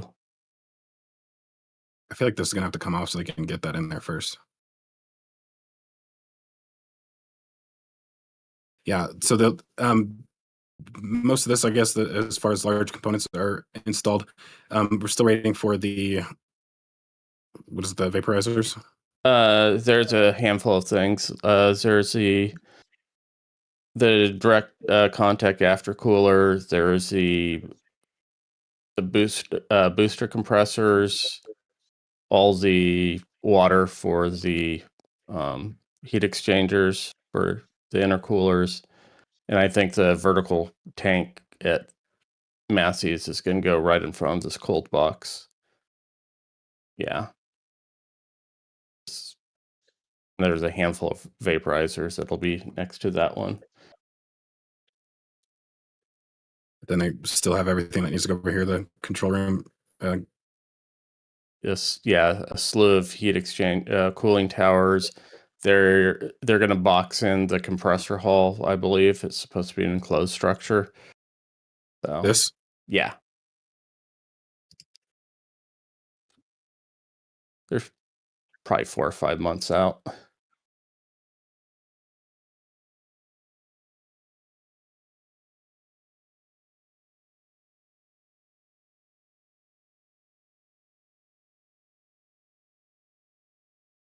Yeah, this is very interesting, and this is why, with this crane being over here, and I was expecting, or I guess we're kind of thinking that it may end up going over to the tank farm later, / possibly be used with everything else related to Pad A. I'm gonna, I guess, take us to the tank farm. So they actually brought in another crane, which you can see the boom sections for down there. And that's mostly due to the fact that the SpaceX LR11000 Marvin is tied up over there. And so I guess this is actually something I didn't really think about in the past, was that like they kind of need one dedicated crane for each pad, kind of. I mean, if you are operating both of them at the same time and something happens to one, like you wouldn't want to have to cut off work on one in order to rush over to the other one. So interesting to see how long they remain having two here. But yeah, so this week they did add 4 tanks over here, and I guess they have space for 2 more on the left here. Yeah. And then possibly another one on the right here, but I personally don't think that's going to happen. Although there are 3 tanks in total currently right now. I have a feeling that it seems slightly more likely that they would remove these and then put the other one here. But that's entirely possible as well. They have 12 embed plates just to the right of the short tanks. Yeah. Yeah, they're moving fast though. I mean, all 4 of these were driven in here this week. And then obviously those 2 that are at Massey's currently are probably the next ones that are going to come here. And then more than likely we'll see these ones removed, thankfully. Yeah. Really get a good deal on this one since it was never used. Right. Yeah, and I imagine they'll either have to lift these out of here, or they probably won't want to break down this wall for no reason if they don't have to. Since they're inspecting the lift points, I'm assuming that they're going to leave Marvin as its heavy configuration and lift them out. These were actually lifted in too, I think. These were driven in. I feel like these were lifted in. Yeah. And I wouldn't be surprised if all 7 of these go, since I think the large ribbed ones are just sitting on pads without any piles under them. You mean all 8 of them? I don't include the offline spare. The offline spare. Yeah, and once again, all of these are. This is a very interesting situation that I feel like they've kind of like I would talk more crap about it if I didn't think they were like well positioned for it, but this is just not a good location for these tanks to be, given the positioning of that flame trench, because you're basically having the path of the plume is like straight through here. But I guess by the time that becomes something to worry about, they'll more than likely move this to another location. And kind of one of the things that is going to probably enable that to happen rather quickly is the fact that all of these skids that they have in front of the tanks, so they'll be able to disconnect and move things rather quickly, I imagine. I have a feeling it's going to be interesting because without keeping 2 sets of tanks, that move is going to be a little bit more difficult. Especially if you have pad be active, moving stuff over is going to be a little bit more difficult. I almost wonder if we'll see them bring in additional tanks, and then when they remove these, send them to like LC-37 or something like that afterwards. But I don't know how the timing on all of that will work out. But it'll be interesting to see the hot potato action they have going on out here with the tanks. Musical chairs, sorry, is what I meant. Yeah, on that note, before I get into the other tank farm / pad A stuff, they have officially started the expansion of the pad, which I'm sure most of y'all have probably heard about by now.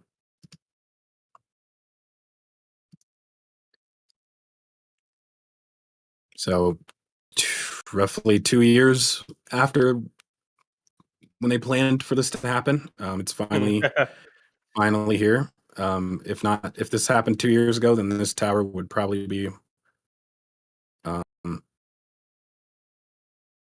think it was supposed to be like right here ish, maybe even into here, but I think it was actually more like right here. Yeah, it was supposed to be right there, and they were supposed to have another set of vertical tanks right behind it, and it was going to be the same plate design. I don't know if that would have worked. That setup would have worked with the flame trench. They might have had to try to get more land, unless they kind of jimmied it around. Assuming they didn't do the trench in this direction like they did here, but yeah. I mean, this is interesting for sure. I mean, one of the things that I don't like about this new area is the fact that now everything that goes here is still going to be in the path of a. Well, it's going to be crossed. The flame trench. So literally, I don't know. The trenches form an X over where they're going to want to put stuff. That's what. Yeah, exactly. So I guess one way or another, something's going to be in the way of the plume. Yeah,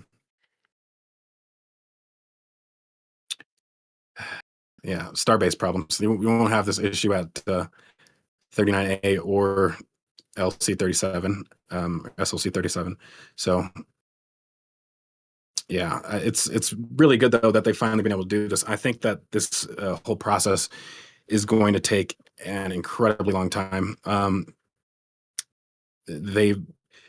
grading all of this. I think they're actually have they actually been removing material? No, Removing this first layer of sand at all? they can't remove that layer of sand. They can only remove the vegetation.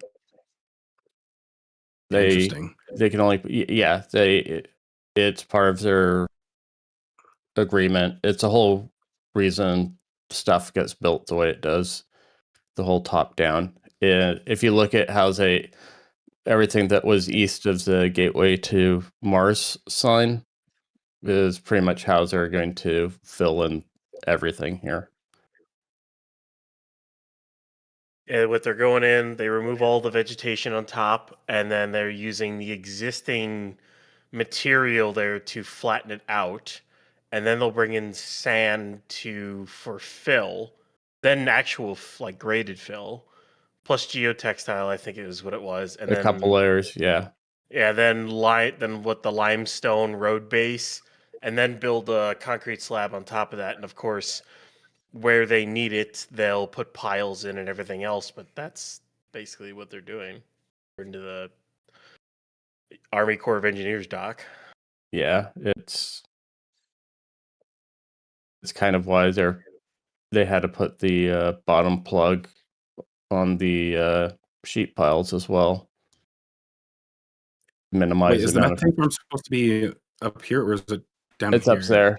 It's up there in the it's up here. rhombus trapezoidal shape. Yeah. So they'll run a trench that hooks into both cryo trenches from that. That's gonna be a nightmare. It's gonna take a while to build all of this. A long time. Yeah, I would say like A couple of years. 2.5 years, maybe. I'll be Pollyanna Possibly. and say 18 to 24. And then 3 years later, be like, okay, I was wrong. Zack and Ryan were right. Yeah, that's such a crazy process.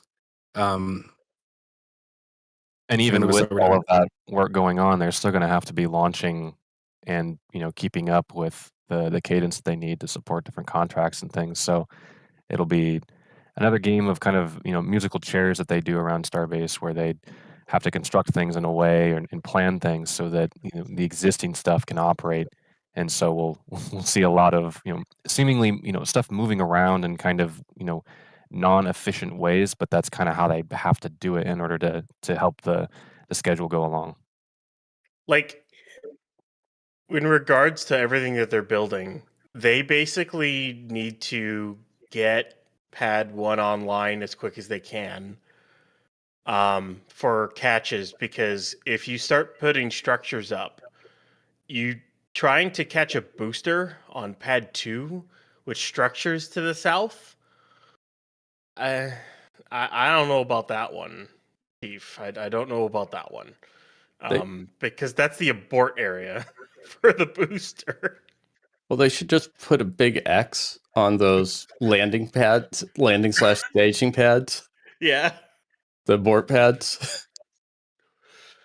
Like, I will say this, and I think they actually should do it. I don't think they will, but I think they should. So there's that Pad 2 staging area. I think that just stays an open circle to like put vehicles in and just stage hardware. But where the Pad 1 is, where it's literally out of the plume of either one of them, catch tower. Because and facing the correct orientation. Because trying to catch boosters on Pad 2 is a pain. So use it for ships only, and then you put boosters on that one. Although that's not the greatest idea, but you kind of have to deal with what you have to deal with at Starbase. This is not the greatest launch site area, and if they had all the room when they initially started, then they might have been able to build it better. But they're trying to do with what they've got. And it's kind of hard to rebuild this thing from scratch. They'd have to knock down both towers, remove everything, and redo it from scratch in order to do it in the most optimized way. That's kind of out of the question. Or just get used to it being bad, because everything will always change. and trajectories, approaches. But especially if this turns into their sun synchronous / polar launch site. I'm going to move us on just so we can. So I don't have a ton of time left, but we'll, I guess, be able to come back to some of these other topics. But Pad A, they are pretty deep into the CFA pile. They've been basically going nonstop.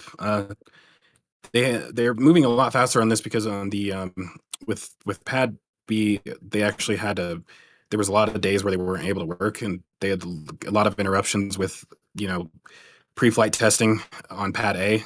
They had to basically lay down every time that was happening, but these guys have been able to basically move nonstop every day, all day. They're actually preparing for the next steps. They have all of the sheet piles ready. They have the jet grounding machine over here doing its little practice runs. I don't know what you call these. But yeah, they're basically set up to be doing 2 operations at the same time as soon as this is done. So yeah, making great progress on that. What I really want to get to right now, and I guess I'll let Stephanie come back to Pad A, is whatever is going on over here. So we do have that new crane being set up over here, as I mentioned, and then what they're clearly doing something with the tower. And the configuration for this crane is probably one that I don't think we've ever seen. I don't think we've ever seen any of the LR 11,000s in a configuration that would allow them to reach the top of the tower. So that's going to be interesting, and it's definitely an interesting project going on up here, which we don't necessarily know what it's about, but we do know some of the things that they've been doing to prepare for it, which we can see up here. So they removed pretty much all of the walkway that was up here. So they had the walkway down here and basically in this little V shape right there. So they removed all of that. And they've been basically kind of doing something similar to what they do. Where did they do this? I think they did it at the base of the tower where they added all of the, I don't know if we're even gonna be able to see it from here, but they added like weld doublers across the columns, and I think they did it for some of these cross beams as well too, on the ends of these gusset plates. So they're adding all of these stiffeners up here across both sides of the beams. They're doing that pretty much everywhere, it looks like right now, or maybe it's just in this V-shaped part that comes off of the tower. And I believe the fact that they've removed it down here, that they're probably doing the same down there, although we haven't actually seen them start it yet, I don't think. One of the other things that I noticed this morning, and I am not sure if we're going to actually have an angle that can show this.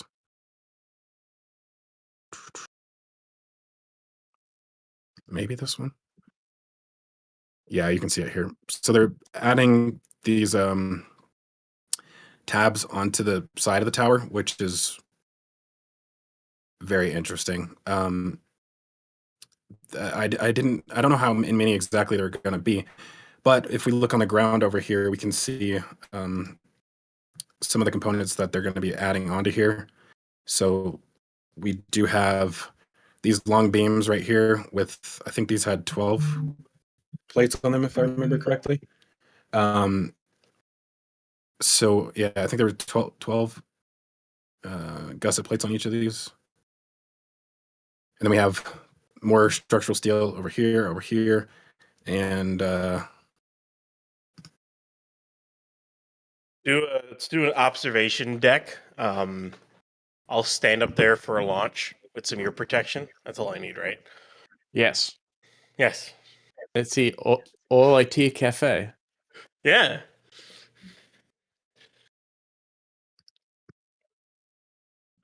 So we have these down here too. And this is like one of the only pieces that's like super obvious what that's for. That more than likely it seems is probably going across the front here. Looks like. So whether that's on the top or, well, I guess that's the only place it could be because you can't put it down here. So more than likely on the up here.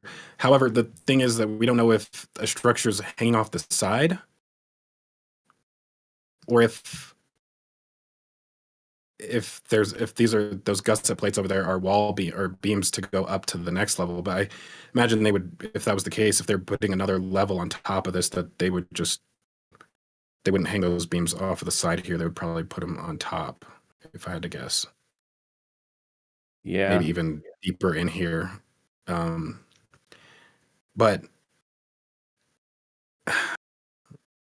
I really like that idea of the whole Mechazilla jaw thing, because they could mount those like right underneath this and it would just hang down. But I guess, the problem with that is it would have to go in front or around the cables.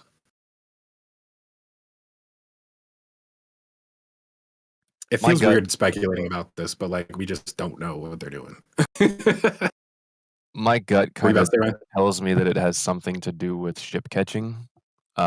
We do know that the ship is going to have to basically flip over the top of the tower in order to then end up in a position where it can kind of translate towards the tower for the actual catch. So it seems like it's probably related to some kind of protection on top of the tower that seems a little out of order to figure out that design, at this point, when they could have just done that from the get-go of building the tower. But that seems to be like the most realistic option to me, some kind of armoring that would go up here. Now that long beam really kind of confuses me. I'm not sure how that plays into that concept. I just thought of something which is a lot more boring. That because you have this level over here, that beam could go halfway across here. So you have basically 3 levels instead of 2. So they could be filling in basically the same shape right here on that mid-level. Damn it, that sucks. That's a lot more boring. Or it'll be extending out a little bit, but at an angle. So it's sort of instead of a vertical wall of coming down at an angle so that you don't have the harsh corner. If it's to protect for plume. That beam just seems really tall for something that's not like it needs to be structural. It seems like. Yeah, if it's interacting with the ship flipping plume is the only reason, because that looks almost deeper than the existing beams up there. That's a pretty deep web. I'm half tempted to think that they're basically going to build another level on top of the tower, and this is going to be like the start of the frame for that. Yeah, I can totally see that, Ryan. One thing that I was looking at earlier today, let me see if I can... For stuff going out of order. What was that? I was going to say, in relation to Ryan talking about things going out of order, the sections they built at Roberts Road for 37 don't even have the larger gusset plates yet. Like, they don't have them yet. And it's like, wait, are you going to build that tower and then modify it again rather than doing it when you originally built it? Like, or do you not need those anymore? Like, it's weird. Well, so my question that I've noticed on this render is, so the way that this comes down, I feel like this is like a skirt that is below the current existing level. So I almost wonder if it could be related to this right here. That's even more boring. It is way more boring. I'm not sure about that, Zach, just because if you imagine where the actual block is and the beam that would come from the back column to the front column to hold that, it is kind of halfway between the levels. So if you kind of picture this and then go back to the images of the tower, that beam that kind of goes through that kind of cantilevers the block out, it is kind of halfway between those two levels. You're just not seeing the lower beams in there, the rendering, I should say. This one, yeah. Yeah, you're not seeing that beam in the render and the associated floor around it. Yeah, I guess one of my big hopes is that we just find, because like this has been something that's been bothering me for like years. At this point, is that they won't stop showing the render like this. With everything And clatted. at this point, I'm just like you can't keep gaslighting us into thinking that the tower's gonna eventually look like this. Like at some point, you got to take it out of the render or do it. You know what I mean? So when I heard this crane was showing up, that was one of the biggest things I was hoping for, is that we'd get a fully cladded tower. I mean, if it's going to happen, now would be the time. You know what I mean? I will settle for the top being cladded with like an LED strip up top. I will settle for that because I think cladding the whole tower is kind of pointless. SpaceX found it out the fun way at 39A when they cladded the FSS, and then they took the cladding off because it was too much of a pain to maintain because well, SpaceX doesn't know how to do maintenance, so Wait, what's that word? maintenance, yeah. Well, they just wanted the 8800, the Saturn crane gone. So Yeah, You're saying that's why they didn't do this before? I think it's what Ryan's were alluding to. Oh, gotcha. Their whole scheduling and whoops, they've done this. What is going on here? Are these almost look like covers for the trenches? Yeah. But all the trenches are covered. Right. Yeah. So unless they're went, hey, we could use these as deflector surfaces. On the tower? Yeah, up top. If they're adding a third level, because that makes a lot more sense that how large that beam is. If they do, I hope it looks like kind of pyramid shaped, if that makes sense. To be honest, that was initially what I was picturing when, I saw, some of those pieces show up and they were talking about going on top of the tower. I was initially thinking they would do something that would deflect the energy like away from the tower, like whether it be a lift off or during a ship catch. That was my initial thought. But yeah, the pieces aren't exactly showing that they're going to be at an angle yet, at least. I have an idea now. Now we thought this, so let's go down the rabbit hole. Put a pyramid shape with some pipes, up there, and run a water line up there, attached into. You guys still got that medium water line, right? Attach it to that thing, and do a spray at the top of the tower. No. Because why not? A water tank. Full circle. We'll put water tank. That is like one of the biggest things that I thought of, like when they were building the initial tower, was like, oh, they should put a water tank inside of the tower, but that wouldn't have. I mean, with the elevator core, that wouldn't have worked, but it would have been cool to see. Just put the. I mean, we still need the lightning tower, right? So like, obviously, I feel like that's more than likely going to be involved in this as well. Yeah, that's what I can't figure out. If this is for like another, room or truss section up on top of the tower, I'm not really sure how the weather station or lightning rod or whatever, I'm not really sure how that plays into it. But the only thing it does seem kind of constant is where they're putting those gusset plates on kind of that front arrow portion of the tower. It does seem like it's meant to prevent the front of it from kind of pulling away from the core of the tower, which would support the idea that there's going to be weight added on top of the kind of triangular portion instead of just the kind of core, square footprint. I'm gonna try something really quick. We'll see if we'll see if I can do this or not. Let's see. Hold on. It's art time. This is me being the DOS or Chris who likes to do this. Crit, DOS art? DOS art? All right, we're going DOS art here. Let's go. Let's see. Like we're gonna draw the giraffe. Yeah, and I'm gonna just do some like straight lines here. But I think if you have like a box here, oh man, I've already messed it up. Okay, this is probably not a good idea. Yeah, we'll maybe I could do it with this tool. So like if you have a box up here, and I should probably change those colors, but I'm not going to. So you have a box, and then your pyramid comes up to meet that box like this.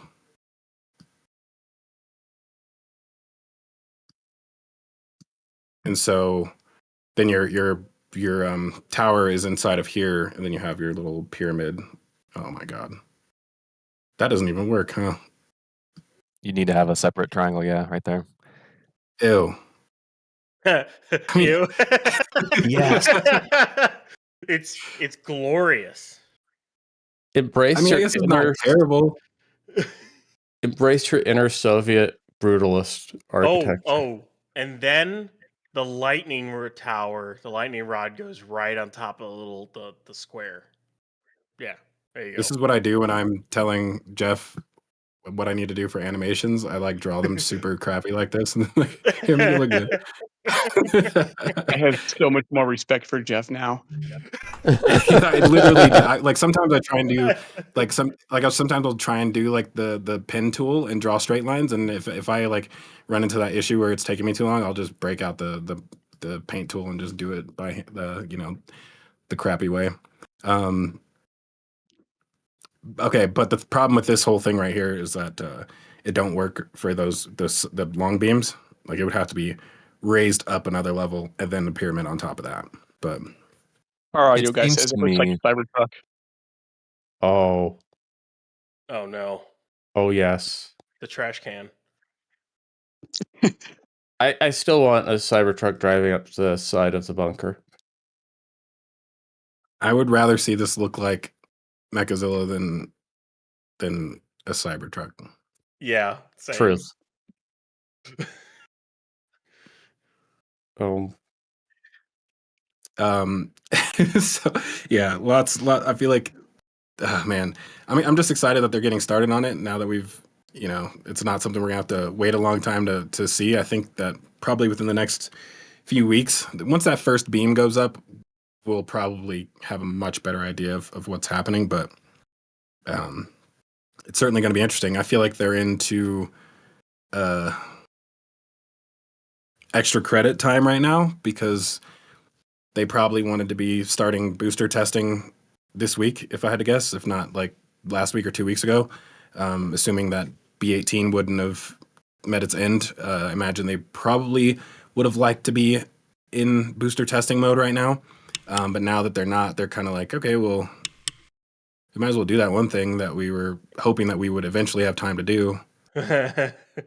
I'm waiting for a top deck deluge test. soon. Waiting and waiting and waiting and waiting and waiting. We all are, Ryan. We all are. Like, If you look at the top deck, looks like are sorting all their gear for removal. well, that's nice. About time. Coiled up all the, Bundles, yeah. they actually found the lid to their cooler that was open for 6 months. I used to roll at my job. I used to roll around with like a cooler all the time because it's like get up to 110 degrees in Texas. So I have to stop and get like ice every day before going to work. And once a month, the guys would try and like take my cooler and replace it with the ones that are outside, and they like have all greasy hands and they sit on top of it. It's all dented. I'm like, you guys, you're not taking my cooler. Well, and then somebody went antiquing for their tool chest up there with glass windows. Looks like what? Because they did finish what they were doing in the trench, because that's all going to get taken out because they packed all that scaffolding up nicely, and I think they finally closed that gap. The tower side trench wall to OLM gap. I think they finally closed it. No way. I think. Wait, what gap? You know there's that little gap between the bottom of the mount and the flame trench wall. Where's On the- archers on the gonna tower shoot side? through? Yeah, the scaffolding that they had down here was interesting. With the way that they've been doing multiple tests of the system, and then they had the scaffolding up the ramp. I wonder if they have been trying to achieve a certain pressure in here, and they were like exceeding that pressure, and then in order to relieve that, they've either it could be in either way that they're like, okay, we're just pushing way too much pressure to this. Let's add more holes to relieve that, or if they're not getting the pressure they want and actually closed in holes, because they were definitely doing something down here over the last few weeks with all that scaffolding. But I can't. Normally, you're able to see if they like welded a hole shut. You would see something like, I don't know, like this. But that would be all over the place if that was the case. They're pretty much set up on the perimeter. You're talking about where the scaffolding was? Yeah. That was the outer third on each side. It was across. I think the ones that were across were further out that were just bracing. Because Yeah, you might be right. I have to go back and look again. but they definitely had two columns on either side. Right. Well, on that note, I do have to head out. I may have to pass this off to Stephanie if she's here. Yep. Alrighty. Well, I'll let you get yourself ready before I. But yeah, while you're doing that, I'm ready to go. Matt's just going to switch screens over on us. And yeah, thank you very much, Zack, today. That was awesome to see you on the show again today. Thank you. yeah, of course. And thanks everybody for all the donations today. Definitely went over the time that I was expecting to, but that's fine because lots of great stuff to talk about this week. And yeah, enjoy the rest of the show, everybody. And if you're watching the game later, hopefully you enjoy that. Thank you, Zach. All right. It was great having you. Yeah, you as well. We'll see y'all later. All right. All righty. I guess the How you gap going, is not closed. I'm sad. I'm mad now. Darn it. All right, Matt, you got my stream? You're up and ready to roll. Awesome. Real quick, want to shout out to Revhead that sent 5 separate 5-pound donations, so that was very nice of them. Ron Smith sent a $5 super chat saying bets on an Apollo-style hammerhead crane? Just a joke. And then Todd Bernal sent another one, a $5 super chat saying one more. I spent years blocking all the crane on top of the tower from my psyche. Thank you. Now it's back. Oh, crane. That's an interesting No, speculation. no. There's nothing interesting or good about that. Alrighty, where are we up to? That was, it was, like I said, awesome to see Zack on the show again. It's always good to see his perspective.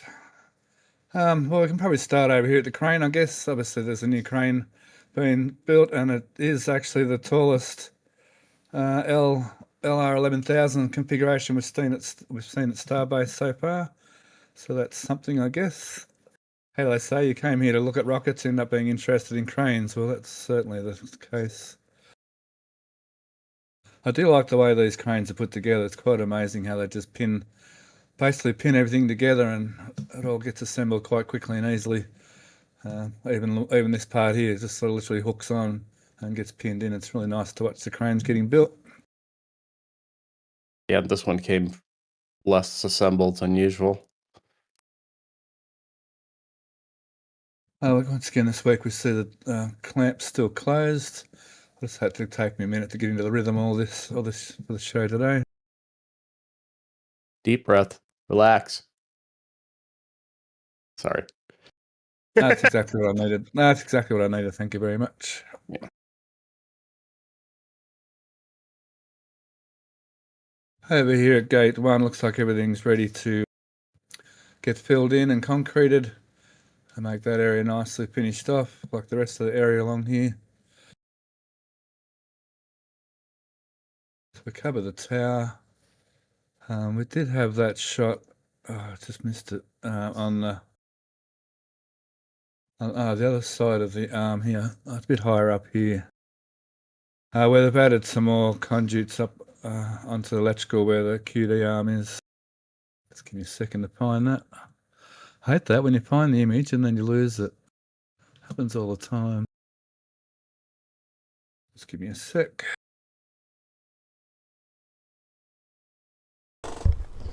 Not that one. While you're doing that, Well, I'll shout out RevHead again for sending another £5 donation, and all four for a $5 donation. And that takes us to our goal. So thank you, everyone. We appreciate that. Well done, everybody there. In here, they've been upgrading the conduits through here. We did see the arm open and close, and that may have been to testing all this pivoting hardware over here through the week. Pad 1, there's not much more to talk about Pad 1, I don't think. Everything's pretty well much as expected. Over here at this tank farm, this pump farm, sorry, they've removed pump number 3 again, and its pump. By the look of it, there's a motor over there. I removed pump number 3's motor, sorry, and its pump.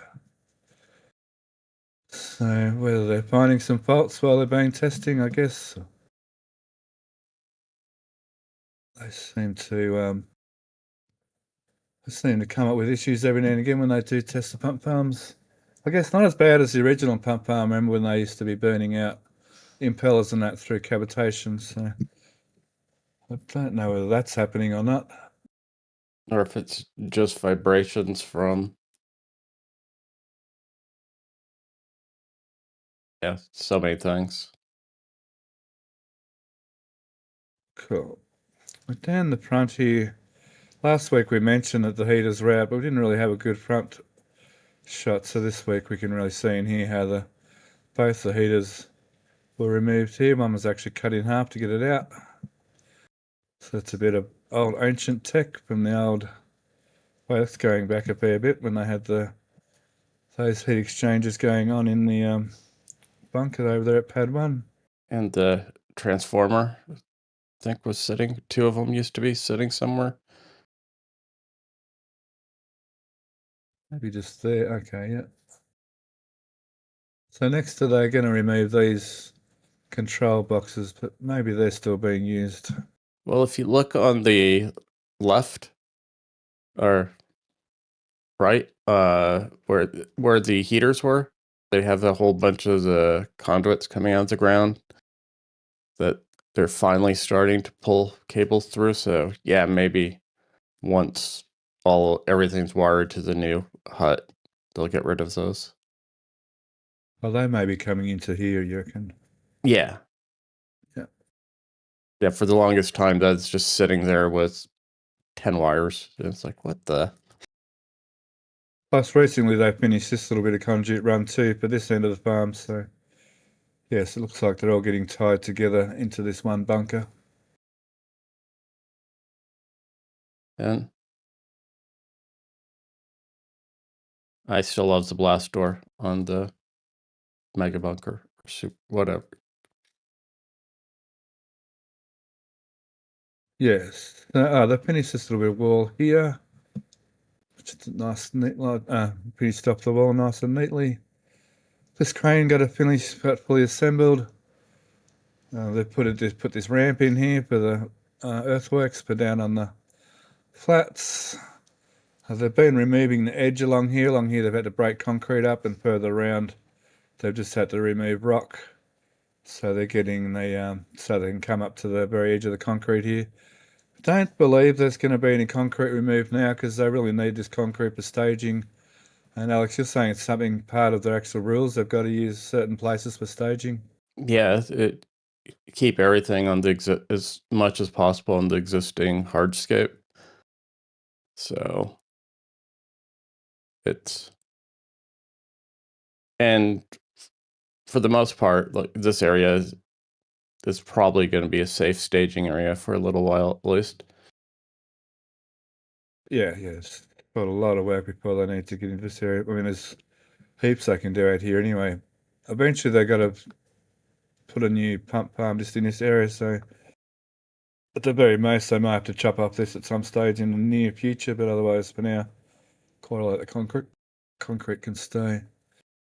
Is this some of this new sand they're bringing? Is this the sand you're talking about going to go on top of out here to build up the levels? Yeah, I was trying to get a good angle of that. I can't, but that's definitely a very clean fill. And yeah, I think next week there's going to just be a steady stream of trucks showing up. Yeah, there's a lot of fill to be put in here, sure. I was sort of thinking, where would they find all the fill? And somebody said in show and tell, well, Texas has a lot of dirt, so that shouldn't be a problem. And I sort of slapped my head, of course. There's plenty of dirt. Yeah, it's just, here's a spec we need. So nice batch plant for the jet grouter. All sitting up, ready to go. And yeah, I was very excited to see that. I guess he's gone over it enough already, but yeah, it was really awesome to see that whole area get built out. And yeah, it's definitely like about or just more than twice the land they're going to have. It's a bit hard to tell with this bit of land sticking out here, but what they already have. But it's about twice the land they're going to have, which is going to be awesome. yeah, it's close enough. Double the size. Yeah. Okay. And then I had one. Sorry, go ahead. The great tank debate. Will they bring all three tanks here, or? So going on that, with the blast, you've up and said that this plume is going to dissipate reasonably quickly. I mean, there's also, I saw a question in chat though, once a rocket leaves the ground, there's, massive shockwaves going on. Are these tanks too close? They shouldn't be. I mean, the distance isn't that much different from the existing tanks that were the horizontal tanks that were there, because don't forget there's those two where that link belt excavator is previously. Yeah. And I believe the two shorter, fatter ones were there for at least one or two launches. And they'll probably continue the wall towards us in this image too. So you'll have a wall that'll, allow some of the energy to be deflected. And yes, there's the argument that before they had 6 sides for the the exhaust to spread out on, and now they're focusing it in 2 directions. But they're also using a significantly larger amount of water that is going to mitigate some of the sound waves and whatnot. We'll get a decent idea when once they do a first static fire based on the ripples through the the vapor in the air as to what that kind of looks like. But it should be it's more energy in that direction, but it should also be de-energized, and they're still going to have a wall, so it kind of probably cancels out in the end. Yeah, the shockwaves, since it's not hitting a flat surface, will be a bit less as well. And we often get a question too whether the ASU is going to get hit. But once again, like it's a square law, isn't it? In sort of the energy as far as distance away from the launch Right. inverse square law, sorry. So even like those used sort of even safer than the tank farm. And yeah, it's a good point that all this infrastructure here, all this infrastructure was here. The whole pump farm that here was survived quite well. I mean, Flight 1 wasn't a good example, and then obviously the vertical tanks got hit with a bit of, got dinted a few times, but that also wasn't really a good example because they were sticking up, pretty high and copped a fair bit, I guess.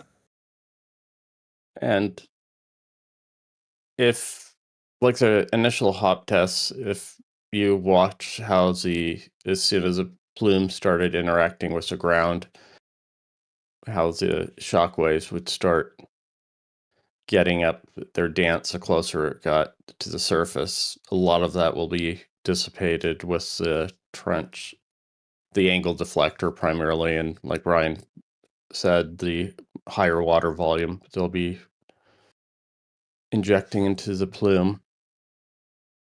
Yeah, it's a whole different dynamic, this new launch, so it's going to be hard. It's going to be hard to draw any parallels from Pad 1, OLM, compared to this new flame trench system. Yeah. I mean, I guess once the rocket's in the air, there's going to be some parallels, obviously, but for the first little while anyway. Right, but the primary nastiness was from when they lit the engines until it sort of cleared around the ship QD height,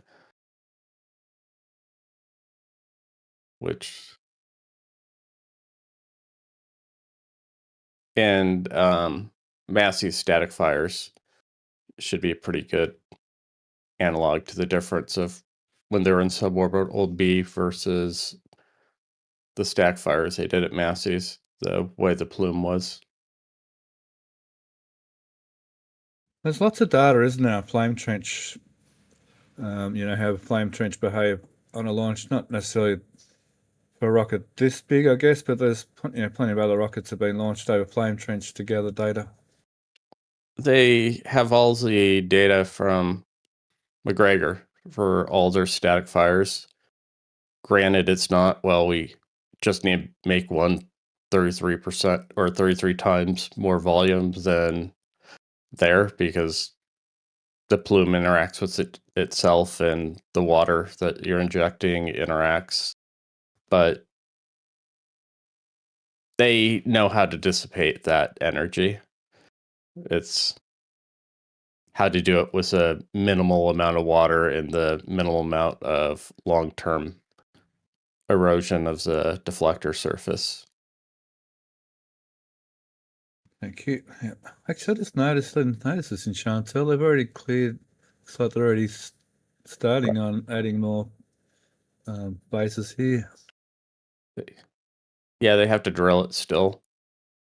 And this one's longer. It's almost like they are going to remove this wall to continue this out a little bit. That's interesting. I'm almost wondering if those two rib tanks are also going to leave. Well, if these are methane and they're methane, then, I mean, already I was under the assumption that these two methane tanks alone were equivalent to. Hang on, what happened to the stream? Is the stream okay? Oh, it's stream's okay, sorry. So I thought, those two tanks were already similar capacity to these existing tanks. You have two variables, right? You have the volume, and then you have your volumetric flow of how fast you can get the fluids out of the tanks.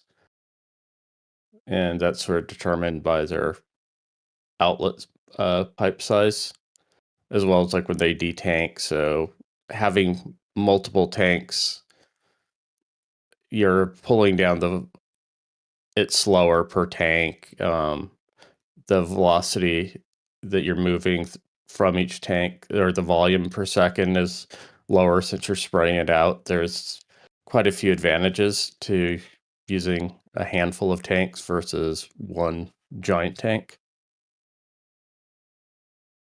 Yep, I understand that for sure. But yeah, now, especially with these new 4 tanks, they definitely could get rid of those tanks, I think, now. Although there was those two, like you said, there's those two ports up here, which may have suggested that they are going to keep these tanks. But I mean, plans change, things change every day But around here. if you look where their interconnect is, the methane supply jumps up in diameter, so they are going to probably have, once these four are plumbed in, they're probably going to replace a portion of that upper pipe, the supply pipe. Okay, yep. Are the two tanks at Massey's the two tanks we expect to be the methane right there in that gap? That's what's interesting, Ryan, because those two have a very different their outlets are a lot different than these, is even the numbers. So they're those So two are they intentionally different, or is it just another yard sale special? No, I know they've switched primarily to this RTech from Chart. Like I think all the new ones at 39 are from this company. But yeah, I think these are all built to order, but why they're so much different, we'll find out. Or I'm going to lose my mind seeing just I assume they're comparable size-wise, though. Yeah, I mean, these are 950 cubic meters, and those are 1,000. But I think visually they probably look almost identical, except when they're next to each other. Then it'll be there's one of these nitrogen tanks that is slightly different in size than the rest of them. That one is special. Yeah. Yeah, so I think Ryan's sort of relating to maybe it's something like that as an example. Just lie to me and say they did it intentionally. All right. They did it intentionally, Alex. Okay, good. Because that gap there looks like it's big enough to have those two in there, and then that would give them the freedom if they wanted to lift out those smaller ones that are, kind of a horrible use of space. They could, do that, and even at that point, the larger ribbed horizontal ones might not even be needed at that point once they add in those other two. So, in theory, that whole section could get reconfigured for whatever they're trying to use it for next. Yeah, because they're going to have like the whole crossover network for switching it, the methane and LOX to whichever pump farm is active and all that good stuff. So could they, even though they're going to do liquefaction over here, could they still use this as storage for methane in this area? Or do you think they'll necessarily move the methane storage over here as well? Well, probably. It's weird that that's where they want to put it. Or, I mean, this is like put my tinfoil hat on. I know they called out that was one of the changes they did, so they didn't have to develop as far into the dunes. So that might have just been a negotiation ploy to grab and that. They own that parcel, but there used to be a road going a right of way that they replatted these and basically condemned it. So now they can use it fully. Cool. But yeah, it like 39, if you look how long and for 39 A and B, how long the LOX, and for B, the hydrogen lines are, that distance isn't that great. No, that's right. Yeah. Yeah, this site is so much more compact than a lot of other launch sites, to be honest. I mean, having two pads here for just Falcons would seem crazy, much less starships. Yes. So I think he's covered here. They're doing heaps of drilling and pile installation. I'm not sure. Just trying to think what you didn't cover. In the amount of time we gave Zack, he did a pretty good job of covering pretty well everything. And if you got any ideas of what we might have missed, in particular, you want to mention? Just it looks like they're, at least for the trench, finishing up the piles. Just looking around at how many are staged, sitting around. And of course, since they're setting up to start driving in the sheet piles and get the jet grouting. Is this crane for the sheet piles, is it? That's the understanding. And that's its new bigger hammer. Yes. Sweet. Yeah, I'm wondering as if they didn't do the piles for the GSC bunker yet, since they probably want to destroy the curb beforehand. Yeah. And then so the next process is sheet piles with the jet grouter around the sheet piles, yeah? Yeah. And that took, what did that take? 3 or 4 months? It took 2 or 3 times as long as the original Pad B pile work. And then we'll see a million piles get added all over the place, literally. Yeah. All out in that flat where they're going to put everything. Everything's going to have a pile under it. A pile for you and a pile for you. You can have one. You can have one. Now over here we notice a little square, which is, to me, I guess I heard it sort of appears like it might be the outflow of water. It is. Stormwater. Yeah, it's probably where the permanent outflow is going to be, because it initially right at the end of the retention pond was So the that'll be original. here somewhere, wasn't it? Right about there. Oh, and there's water storage. So water pooling, stormwater through drains or just through natural grade, they could have everything come to this water storage and overflow out into here, perhaps. That's what I'm expecting, because their original they had 2 outflows previously. One of them is right where the road where it says blast wall is by pad 1. Is where they're the middle by the bottom, the southern end of the trench. Yeah, a little where it says blast wall. That's about where they're. And I think from what I remember, the way it sloped and the natural, it drained where it says LNG. Yeah, over there. So that outflow they can't use anymore, obviously, because their development's blocking it. So it's all going to go to which was previously their secondary one, which was at the upper corner by the retention pond for pad 2. Oh, up here somewhere, was it? No, down the current retention pond. Yeah, right around there was. So yeah, they're just, I think, switched that over to being their permanent outflow. Yeah, they're pushing a ton of dirt around. I think you're right about this. Probably have GPS guidance. Yeah, and with the height as well. Yeah, very much so. With straight lines and for height.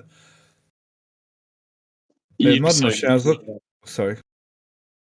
They'd be silly not to use it right now. It's easy, and they're almost all equipped with it now. Yeah.